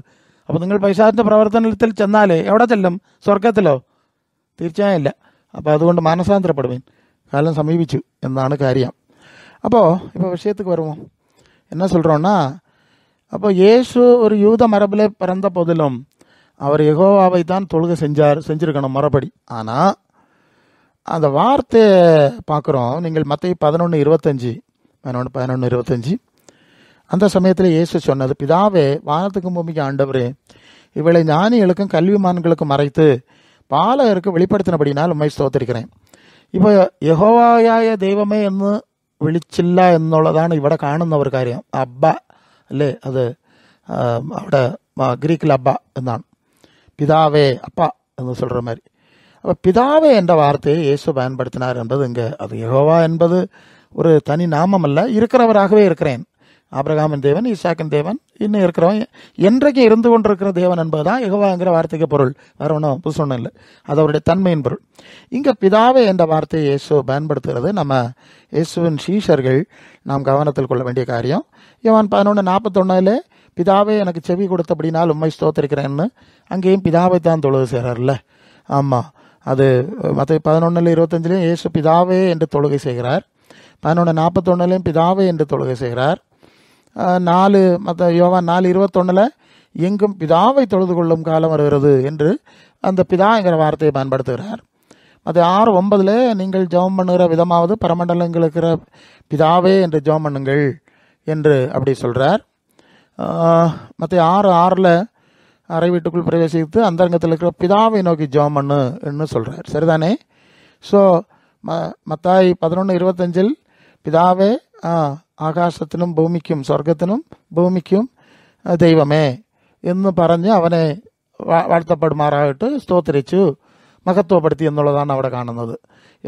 യോഹന്നാൻ 11:41 പിതാവേ, നീ എനിക്ക് ഞാൻ വിളിച്ചത് എൻ്റെ പ്രാർത്ഥന കേട്ടല്ലോ, ലാസറിൻ്റെ കല്ലറയിന് മുമ്പ്, അതിനായിട്ട് നിന്നെ സ്തുതിക്കുന്നു എന്നാണ് അവിടെ പറയുന്നത്. യോഹന്നാൻ 4:21 നിങ്ങൾ എവിടെയും പിതാവിനെ ആരാധിക്കുന്ന, നമസ്കരിക്കുന്ന സമയം വരുന്നു എന്നാണ് പറയുന്നത്. മത്തായി 6:9 നിങ്ങൾ പ്രാർത്ഥിക്കുന്നത് ഇങ്ങനെയാണ്, സ്വർഗസ്ഥനായ എങ്ങൾ പിതാവേ എന്ന് പ്രാർത്ഥിക്കുവേൻ എന്നാണ് യേശു പറഞ്ഞു കൊടുത്തത്. മത്തായി 6:6 നീ പ്രാർത്ഥിക്കുമ്പോൾ നിൻ്റെ വീട്ടിൽ ചെന്ന് അന്തരംഗത്തിൽ മറവായിട്ട് ഇരിക്കുന്ന പിതാവെ നോക്കി പ്രാർത്ഥി എന്നാണ് യേശു പറഞ്ഞു എന്നാണ് ആ വചനങ്ങൾ. അപ്പോൾ பரலோக தேவனை, யூதர்களின் யெகோவாவை பிதாவே என அழைக்க இயேசு ஒரு மாதிரி காண்பிக்கிறார். യേശുവിൻ്റെ മാതൃകാ പ്രകാരം സ്വർഗസ്നായ ദൈവത്തെ പിതാവേ, സ്വർഗസ്നായ പിതാവേ എന്ന് വിളിക്കുവാൻ ഒരു മാതൃക കാണിക്കുന്നു. യഹൂദന്മാർ യഹോവ എന്ന് വിളിച്ചതാണ്. അതേ കാര്യമാണ്, വിഷയമൊന്നുമല്ല, ഒരേ കാര്യമാണ്. ഓക്കെ, അതാണ് വിഷയം. സോ ഇവിടെ ഒരു ചോദ്യമുണ്ട്. അപ്പോൾ യഹൂദന്മാർക്ക് ഒരു പ്രശ്നം ഉണ്ടായിരുന്നു. അത് யோவான் 5:18 அவர் ஓய்வு நாள் கட்டளை மீறினதல்லாமல் தேவனை தம்முடைய சொந்த பிதா என்று சொல்லி தம்மை தேவனுக்கு சமமாக்கினபடினால் யூதர் அவர்களை கொலை செய்யும்படி அதிகமாக வகை தேடினார்கள். இங்கே என்ன புரிகிறோன்னா, தேவனை பிதாவாகிய தேவத்தை அவங்க யெகோவான்லாம் கூப்பிட்டு இருந்தாங்க. இவர் சொந்த அப்பான்னு கூப்பிட்டார். அப்பான்னு கூப்பிட்டா அந்த தேவனுக்கு இவர் நேரடி மகன் என்கிற அர்த்தம் வந்துடுது. அப்போ நம்ம விட அவன் தேவனுக்கு பக்கத்தில் போகிற மாதிரி வருது. இதை தான் அவங்க சொன்னாங்க. அவர் நான் தேவன்னு சொல்லலை, இது இயேசு நாமக்காரர்ல ஒரு கூட்டம் உண்டு, அது இன்னொரு பைத்தியக்கார கூட்டம். அது சொல்லும் இயேசுவை தம்முடைய சொந்த பிதா என்று சொல்லி தேவனுக்கு சமமாக்கினபடினாலே தேவனுக்கு சமமாக்கிட்டார். இயேசுவா பிதா அவரை இவர் அப்பான்னு கூப்பிட்டுட்டாராம், உடனே இவர் தெய்வம் ஆயிட்டாராம். என்ன பைத்தியக்காரதனம்! ஆமாம், அவர் பிதா, இவர் குமாரன், ஒரு ஆழமான உறவுகளை பண்ணார், அது உண்மை. அவரை விட அப்பா பெரியவர் இல்லை, அப்பான்னு சொல்லிட்டார். நம்ம விட ஒரு ஆழமான உறவுல போனார், அல்ல சந்தையில். அப்போது இப்படி நம்ம விட இவன் வித்தியாசமாக போகிறான், ஏதோ அவனுக்கு மட்டும்தான் உரிமை உள்ள மாதிரி பேசுகிறான், அதனால் கொலை செய்யும்படி விரும்பினாங்க. ஆனால் ஆண்டவர் அதுக்கு பதில் சொல்கிறார். இயேசு பதில் சொன்னார். யோவான் 10:36, பிதாவினால் பரிசுத்தமாக்கப்பட்டு உலகத்தில் அனுப்பப்பட்டும் இருக்கிற நான் என்னை தேவகுமாரன் என்று சொன்னதுனாலே தேவதோஷன் சொன்னாங்கன்னு நீங்கள் எப்படி சொல்கிறீங்க? ஸோ அங்கேயும் അതായത് സ്വർഗസ്നായ ദൈവത്തിന് തന്നിട്ട് സ്വന്തം അച്ഛൻ പോലെ ഇല്ലേ, സ്വന്തം പിതാ എന്ന് വിളിച്ചത് കൊണ്ടാണ് യവന്മാർക്ക് ദേഷ്യം വന്നത്. പക്ഷേ യേശു കേൾക്കുന്നു. യോഹന്നാൻ 10:36, സ്വർഗസ്നായ ദൈവം എന്നെ വിശുദ്ധീകരിച്ചല്ലേ ഈ ലോകത്തിൽ അയച്ചത്. അങ്ങനെ ആയിരിക്കും ഞാൻ ദൈവത്തിൻ്റെ പുത്രൻ എന്ന് പറയുന്നത് തെറ്റാണോ? അത് ദൈവദൂഷണമാണോ? അല്ലല്ലോ. ഞാൻ ദൈവമെന്ന് പറഞ്ഞില്ലല്ലോ, അതല്ലേ കാര്യം. ഞാൻ ദൈവമെന്ന് പറഞ്ഞില്ലല്ലോ. ദൈവൻ്റെ അവൻ അയച്ചു, പുത്രനായിട്ട് അയച്ചു, മാംസത്തിൽ അയച്ചു, അത് അങ്ങനെ പറഞ്ഞത് എന്ന് അവിടെ ഒരു അതിനോടൊരു எக்ஸ்பிளனேஷன் അവിടെ கொடுക്കുന്നതാണ്. ஆனால் இந்த உரிமை எல்லா சீசருக்கும் வருமா என்ற ஒரு கேள்வி இருக்கு. சரி, യേശു അങ്ങനെ ദൈവ ആത്മാവിൽ ജനിച്ചവനല്ലോ, അതുകൊണ്ട് അവനക്ക് അങ്ങനെയുള്ള ஒரு உரிமை എന്ന് പറയുന്നത് പോലെ அது கிட்டி. நமக்கு அந்த உரிமை கிடைக்குமா அப்படின்னு கேள்வி இருந்தால் இயேசு சொல்கிறார், ஆமாம், உங்களுக்கும் உரிமை கிடைக்கும் அப்படின்னு சொல்கிறார். அதான் நீங்கள் പിതാവേ என்று ആരാധിയുங்கள், പിതാവേ என்று ജോം பண்ணுங்கள், അല്ലേ, പിതാവേ എന്ന് വിളിച്ച് നമസ്കരിക്കൂ, പിതാവേ എന്ന് വിളിച്ച് പ്രാർത്ഥിക്കൂ എന്നൊക്കെ പറഞ്ഞത്. അപ്പോൾ നിങ്ങളെ കൊണ്ടും അത് സാധിക്കുമെന്നുള്ളതല്ലേ. അത് എങ്ങനെ എന്നുള്ളത് മനസ്സിലാക്കേണ്ട ഒരു പ്രത്യേകമായ ഒരു കാര്യമാണ്. മത്തായി 3:16-17 വായിക്കുമ്പോൾ യേശു സ്നാനപ്പെട്ട് ജലത്തിൽ നിന്ന് കരയേറിന ഉടനെ വാനം திறக்கப்பட்டது, தேவாவி தன்மேல் வந்தார். அப்போ ஒரு சத்தம், இவருடைய நேசகுமாரன் இவர் மேல் பிரியமாக இருக்கிறேன். അപ്പോൾ സ്വർഗത്തിൽ നിന്ന് പരിശുദ്ധാത്മാവ് വന്ന് അവർ മേൽ ഇറങ്ങി അങ്ങനെ ഒരു സാക്ഷ്യം പറഞ്ഞതാണ്, ഇവർ എൻ്റെ പുത്രൻ എന്ന് പറഞ്ഞതാണ്. അപ്പോൾ സ്വർഗസ്നായ ദൈവം തൻ്റെ ആത്മാവിനെ തൂയാവി പരിശുദ്ധാവിയെ ദേവൻ യേശുക്ക് കൊടുത്ത് അവരെ തമ്മുടെ കുമാരന് സാക്ഷി കൊടുത്താർ. ഇതൊരു പ്രത്യേകമായ ഒരു കാര്യമാണ്. ദൈവം ആരെ തൻ്റെ മക്കളായിട്ട് സ്വീകരിക്കുന്നു, ആ അംഗീകാരം കൊടുക്കുന്നു, അവർക്ക് തന്നോടെ ആത്മാവിനെ നൽകിയാണ് സാക്ഷ്യം ചെയ്യുന്നത്. അതാണ് കാര്യം. തന്നോടെ ആത്മാവിനെ കൊടുത്താണ് സാക്ഷ്യം ചെയ്യുന്നു എന്നുള്ളതാണ് കാര്യം. ഇതേ ആത്മാവിനെയാണ് യേശുവിൻ്റെ പുറകിൽ ചെല്ലുന്ന ശിഷ്യന്മാർക്ക് മാത്രം. നന്നായിട്ട് ഇവിടെ മനസ്സിലാക്കേണ്ട കാര്യം, യേശു യേശു എന്ന് വിളിക്കുന്നവർക്ക് ഈ വിശുദ്ധാത്മാ, സ്വർഗത്തിൽ നിന്ന് വരുന്ന ആത്മാ കിട്ടുന്നില്ല. അതാണ് ഇവരുടെ പ്രശ്നം. ശിഷ്യന്മാരായി അങ്ങനെ വരുന്നവർക്ക് മാത്രമേ യേശു ആത്മാവ് കൊടുക്കുന്നു. യേശുവിൻ്റെ ശിഷ്യന്മാരാകാത്തവർക്ക്, അങ്ങനെ ഇഷ്ടമില്ലാത്തവർക്ക്, അർപ്പിക്കാത്തവർക്ക് വിശുദ്ധാത്മാവ് കിടക്കുന്നില്ല. വിശുദ്ധാത്മാവ് പോലെ അശുദ്ധാത്മാവ്, വഞ്ചികരാത്മാവാണ് അവിടെ വരുന്നത് എന്നുള്ളതാണ് നമ്മൾ മനസ്സിലാക്കേണ്ട കാര്യം. கலாத்தியர் 4:6 மேலும் நீங்கள் புத்திரராக இருக்கிறபடினாலே அப்பா பிதாவே என்று கூப்பிடத்தக்க தேவன் தம்முடைய കുമാരനുடைய ആവിയെ ഉங்கள் ഇരുദയങ്ങളിൽ അർപ്പിനാർ. അപ്പോൾ യേശുവിൻ്റെ ശിഷ്യന്മാർ ആയിട്ട് അർപ്പിക്കുന്നവർക്ക് മാത്രം ദൈവം തൻ്റെ പുത്രനായ യേശുവിന് കൊടുത്ത ആ ആത്മാവിനെ അവർക്കും ആ ശിഷ്യന്മാർക്കും കൊടുക്കുന്നു. അതാണ് തൻ്റെ കുമാരനുടെ പുത്രൻ്റെ ആത്മാവിനെ ആ ശിഷ്യന്മാരുടെ ഹൃദയങ്ങളിൽ അയച്ചു എന്നുള്ളതാണ്. റോമ 8:9 വായിക്കുമ്പോൾ ക്രിസ്തുവിൻ്റെ ആത്മാവല്ലാത്തവൻ അവരുടെയവനല്ല, ക്രിസ്തുവിൻ്റെ ആവി ഇല്ലാത്തവൻ അവരുടെയവനല്ല. മനസ്സിലായല്ലോ. അവനുടെ യേശുവിൻ്റെ ആത്മാവിന് അവരുടെ ശിഷ്യന്മാർക്ക് മാത്രം നൽകുന്നു എന്നുള്ളതാണ്. ரோமா 8:15-16 அந்தபடி திரும்பவும் பயப்படுறதுக்கு அடிமைத்தனத்தின் ஆவியை பெறாமல் அப்பா பிதாவை என்று கூப்பிடப்படுகிற புத்திர சுவிகாரத்தின் ஆவியை பெற்றீர்கள். ഈ ஆவி வரும்போது புத்திர சுவிகாரங்கிற உரிமை கிடைக்குது. அப்போ தான் பிதாவேன்னு கூப்பிட முடியும். இப்போ புரியும்னு நினைக்கிறேன். യേശു പിതാவை கூப்பிட்டதுக்கு காரணம் அந்த ஆவினாலே அவர் குமாரனுங்கிற അംഗീകാരത്തെ പെറ്റിരുന്നാർ. യേശു ദൈവത്തിന് പിതാവേ എന്ന് വിളിച്ച് പ്രാർത്ഥിച്ചത്, അല്ലത് അങ്ങനെ പ്രാർത്ഥിച്ച കാര്യം എന്തെന്ന് വെച്ചാൽ ദൈവം തന്നെ തൻ്റെ ആത്മാവിനെ പുത്രന് നൽകി കൊടുത്തു. അവനെ തൻ്റെ പുത്രനാണ് എന്ന് സാക്ഷ്യം ചെയ്തത് കൊണ്ടാണ്. അല്ലെങ്കിൽ അങ്ങനെ പറയുവാൻ കഴിയില്ല, സാധിക്കില്ല എന്നുള്ള ഒരു കാര്യം അവിടെ മനസ്സിലാക്കേണ്ടത്. ദൈവത്തിൻ്റെ ആത്മാവ് കൊണ്ട് ദൈവം അവനെ ജനിപ്പിച്ചതാണ്. അങ്ങനെയും ഒരു നമ്മളെക്കാൾ കൂടുതലായിട്ട് ഒരു അംഗീകാരം അവർക്കുണ്ട്. എന്നാലും ഇതൊരു പ്രധാനമായ ഒരു കാര്യമാണ്. 8:16 ரோமா 8:16 வாய்க்கும்போது, நாம் தேவனுடைய பிள்ளைகளாக இருக்கிறோம் என்று ஆவியானவர் தாமே தம்முடைய ஆவியுடனே கூட സാക്ഷി കൊടുക്കുകയാർ. നാം ദൈവത്തിൻ്റെ മക്കളാകുന്നതെന്ന് ആ വിശുദ്ധ ആത്മാവാണ് സാക്ഷ്യം ചെയ്യുന്നു. അതാണ് കാര്യം. വിശുദ്ധ ആത്മാവ്, ദൈവത്തിൻ്റെ ആത്മാവ്, സ്വർഗത്തിൽ നിന്ന് വന്ന ആത്മാവ്, യേശുവിലായിരുന്ന ആത്മാവ് നമ്മൾ വന്നില്ല എങ്കിൽ നമ്മൾ ദൈവമക്കളാകുന്നില്ല എന്നുള്ളതാണ്. അങ്ങനെ ഇവരൊക്കെ ദൈവമക്കളാകാതെ ദൈവത്തിൽ നിന്ന് വന്ന ആത്മാവ് ഇല്ലാത്തത് കൊണ്ടാണ് ഇങ്ങനെ വട്ടം കറങ്ങുന്നത്. അത് വേറെ പൈശാചാണ്. അതാണ് കാര്യം. യേശുവിനായിരുന്ന ആത്മാ യേശുവിനെ പോലെ അല്ലേ ജീവിക്കുവാൻ, അങ്ങനെ ചെല്ലുവാൻ നമ്മെ നിയന്ത്രിച്ച് നടത്തും എന്നുള്ളതാണ്. கலாத்திய 4:5-6 வாய்க்கும்போது, கலாத்தி 4:5-6 தமிழில், காலம் நிறைவேறின போது ஸ்திரீனிடத்தில் பிறந்தவரும் நியாய பிரமாணத்துக்கு கீழானவருமாகிய தம்முடைய குமாரனை தேவன் அனுப்பினார். அப்போது இயேசுவை பற்றி இங்கே ஸ்திரீ இடத்தில் பிறந்த இயேசுவா பிறந்த ஸ்திரீ இடத்துல பிறந்தவர் தான். மரியாளத்தில் வயிற்றில் பிறந்தவர் தான். அவர் மரியாளுக்கு மகன் தான். தேவனால் பிறந்தபடியால் தேவகுமாரன் தான். மரியாளுக்கு வயிற்றில் பிறந்தாலும் மனுஷகுமாரன் தான். பாதி தேவகுமாரன், பாதி மனுஷகுமாரன். அந்த 2 வார்த்தையும் യേശുவை പറ്റി பயன்படுத்தியிருக்கு.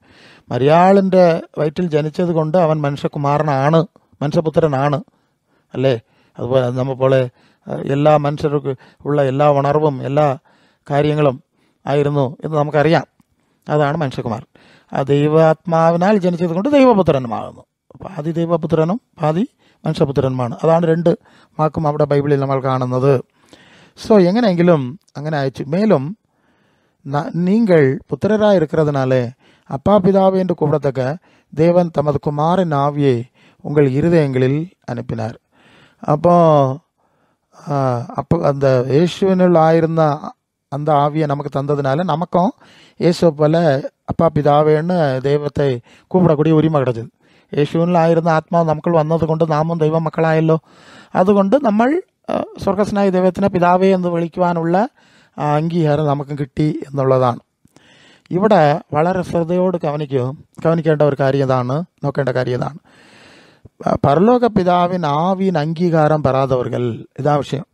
பரலோக பிதாவின் ஆவின் அங்கீகாரம் பெறாதவர்கள் அவரை அப்பா பிதாவேன்னு அழைக்க முடியாது. இதுதான் பிரச்சனை. அது வராது. அது இவங்க ட்ரை பண்ணாலும் அது நிற்காது. அது நாங்கள் பார்க்குறோம். அந்த ஆவியின் அங்கீகாரம் பெற்றவங்க, அதிகாரம் உள்ளவங்க மட்டும்தான் உரிமையோடு சொல்ல முடியும். மற்றவங்களுக்கு சொல்ல முடியாததுனால தான் இந்த இயேசு நாம ஆராதனைக்காரங்க என்ன செஞ்சுட்டாங்கன்னா, இவங்களுக்கு பரலோகத்திலேருந்து ஆவி கிடைக்கல. பரலோக தேவனுடைய ஆவி கிடைக்காதனால பரலோக தேவனுடைய புத்திரன் ஆகலை. അതായത് സ്വർഗസ്നായ ദൈവത്തിൻ്റെ ആത്മാവ് ഈ യേശു ആരാധനക്കാർക്ക് കിട്ടിയില്ല. ഇവർ യേശുവിൻ്റെ ശിഷ്യന്മാരായില്ലല്ലോ, ഭക്തന്മാരിലായത്. തെറ്റായിട്ട് ചെന്നു. അവർ പറഞ്ഞതൊന്നും ഇവർ ചെയ്യുന്നു. അതുകൊണ്ട് ദൈവം ആത്മാവ് കൊടുക്കുന്നില്ല. അതുകൊണ്ട് ഇവർക്ക് സ്വർഗസ്നായ ദൈവത്തിനെ പിതാവേ എന്ന് വിളിക്കുവാൻ കഴിയില്ല. പരലോക ദേവനെ അവங்களுக்கு പിതാവേன்னு கூப்பிட அவங்களுக்கு முடியாம ஆயிடுச்சு. காரணம் அந்த ஆத்மா இல்லை அவருக்கு. அதுகொண்டு ஸ்திரீனிடத்தில் பிறந்த இயேசுவை கடவுளாக இந்த இயேசு ஆராதனை மன்றங்கள்லாம் தொழுகை செய்கிறாங்க. ஸ்ரீனிடத்தில் பிறந்தார்ல இயேசு, மாம்சத்தில், இவங்க இன்னும் மாம்சத்தில் இருக்கிறாங்க. ஸ்ரீனிடத்தில் பிறந்த இயேசுவை இவர்கள் தேவனாக இவ்வளவு தலைகளாக காட்டுறதுக்கு காரணம், இவர்களுக்கு பரலோகத்திலிருந்து வந்து ஆவி கிடையாது.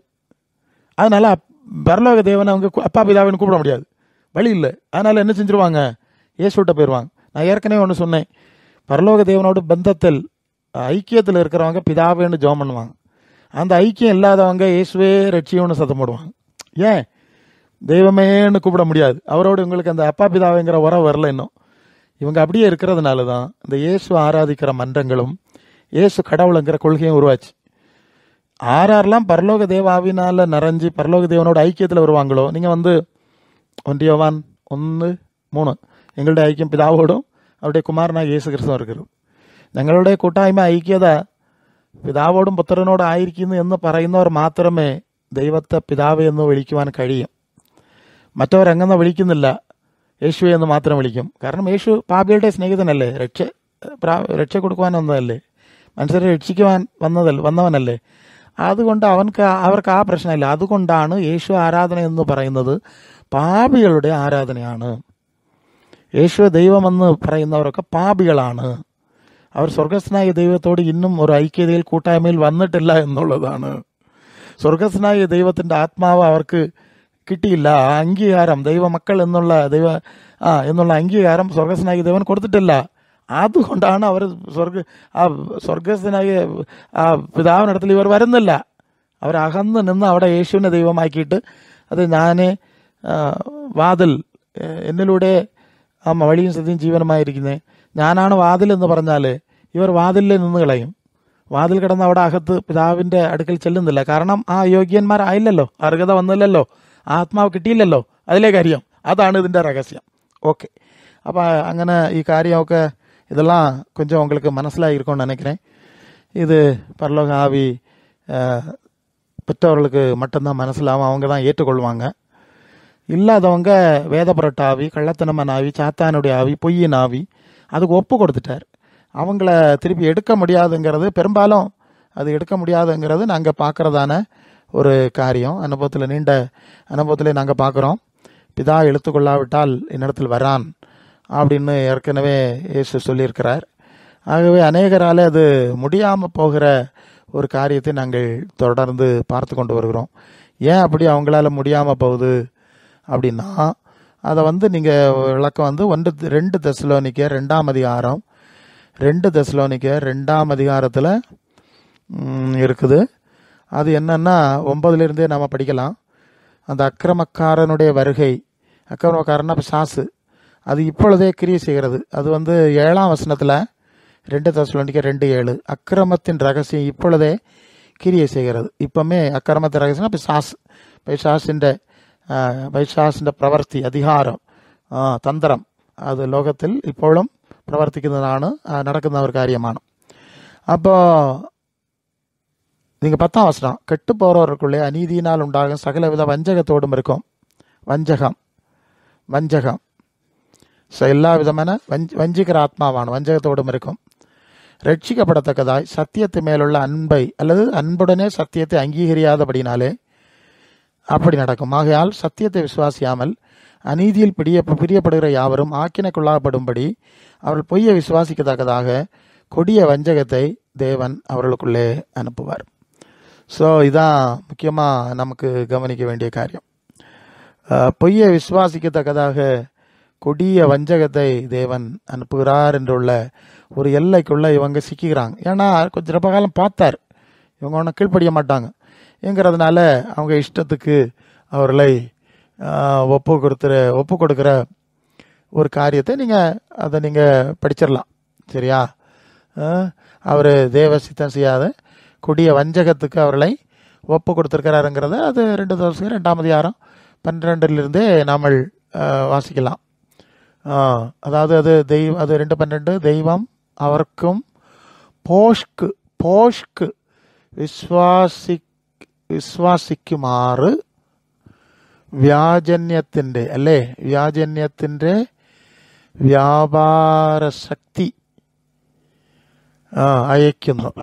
കണ്ടോ, സത്യം വിശ്വസിക്കുന്നില്ല, പൊയ് അല്ലേ, പോഷ്കിനെ വിശ്വാസിക്കുമാറ് വ്യാജ്യത്തിൻ്റെ വ്യാപാര ശക്തി അയക്കുന്നു. ആർക്ക്? യേശുവിൻ്റെ ശിഷ്യന്മാരാകാൻ ഇഷ്ടപ്പെടാത്തവർക്ക്, യേശുവിനെ ആരാധിക്കുന്നവർക്ക്, യേശു ശിഷ്യന്മാരാക്കുക എന്ന് യേശു പറഞ്ഞു. ഞങ്ങൾ ശിഷ്യന്മാരാകുന്നില്ല, ഭക്തന്മാരാകും എന്ന് നിൽക്കുന്നവർക്ക് കുറച്ചു കാലം നോക്കും. പിന്നീട് ആ പോഷ്കിനെ തന്നെ, അല്ലേ, അത് പോഷ്കല്ലേ, ശിഷ്യന്മാരാക്കുക എന്നല്ല പറഞ്ഞത്, ഭക്തന്മാരാക്കുന്ന കാര്യം അവിടെ ഇല്ല എന്നുള്ളത് ഇത്ര വിശദമായിട്ട് നമ്മൾ മനസ്സിലായതാണ്. അങ്ങനെയുള്ള പോഷ്ക്ക് വിശ്വാസിക്കുന്നതായിട്ട് അങ്ങനെയുള്ള ആത്മാവിൽ അവർക്കുൾ വ്യാപാര ശക്തി, അങ്ങനെയുള്ള ശക്തിയെ അവർക്കുൾ അയക്കുന്നു എന്നുള്ളതാണ്.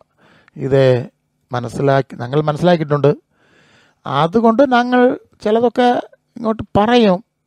പക്ഷേ ഞങ്ങൾക്ക് ഒരു കാര്യം അറിയാം, ഇവരതൊന്നും അനുസരിക്കുന്നില്ല. ആത്മാവിൽ ദൈവം അവിടെ അല്ലേ, അവിടെ ദൈവമല്ലേ അവിടെ അവരെ പൈശാസിൻ്റെ കയ്യിൽ ഏൽപ്പിച്ചിരിക്കുന്നത്. അത് വചനം കണ്ടല്ലോ, പോഷ്ക്ക്. അപ്പോൾ അതുകൊണ്ട് ദൈവം അയച്ചാൽ അത്ര തന്നെ, അത് തിരിച്ചു വരുവാൻ പാടില്ല. പക്ഷേ ചിലർ അറിയാതെ അങ്ങനെ ഇങ്ങനെ കുടുങ്ങിപ്പോയി കിടന്നാൽ അതിനായിട്ടാണ് സംസാരിക്കുവാൻ ദൈവം നിങ്ങളെ അയക്കുന്നത്. ഇതൊക്കെ സംസാരിച്ചു കൊടു, പറഞ്ഞുകൊടു, മനസ്സിലാക്കിക്കൊടു എന്ന് ചിലർക്ക്, ഞാൻ ഇങ്ങനെ മനസ്സിലാക്കുന്നതാണ്, ചിലർക്ക് ദൈവം അങ്ങനെ ഒരു കൃപ നൽകിയിട്ടുണ്ട്, ഒരു സമയം കൊടുക്കുന്നു. അതെ, അവസാനിച്ചു, കാലം സമീപിച്ചു, അവസാനിച്ചു, ഈ സത്യം അവസാനിച്ചു. അതുകൊണ്ട് സുവിശേഷത്തിനെ വിശ്വസിക്കുവാൻ തക്കവണ്ണമായിട്ട് ഈ സുവിശേഷത്തിനെ പ്രസംഗിക്കുവാൻ എനിക്ക് ഒരു അവസരം തന്നു. അതൊക്കെ കേൾക്കുവാൻ നിങ്ങൾക്കും ഒരു അവസരം തന്നു എന്നാണ് ഞാൻ മനസ്സിലാക്കുന്നത്. ഈ അവസരം പാഴാക്കി അവസരം നിങ്ങൾ ഉപയോഗിക്കാതെ ചെന്നാലേ നിങ്ങളുടെ കാര്യം അസ്തമിക്കും, അവസാനിക്കും. പിന്നീട് ദൈവത്തിൻ്റെ അടുക്കൽ തിരിച്ചു വരുവാൻ സമയമോ വേറെ അതിനുള്ള സന്ദർഭങ്ങളോ സാഹചര്യങ്ങളോ കിട്ടില്ല എന്നുള്ളത് നിങ്ങൾ കൃത്യമായിട്ട് ഉറപ്പായിട്ട് മനസ്സിലാക്കേണ്ടത് ആവശ്യമാണ്.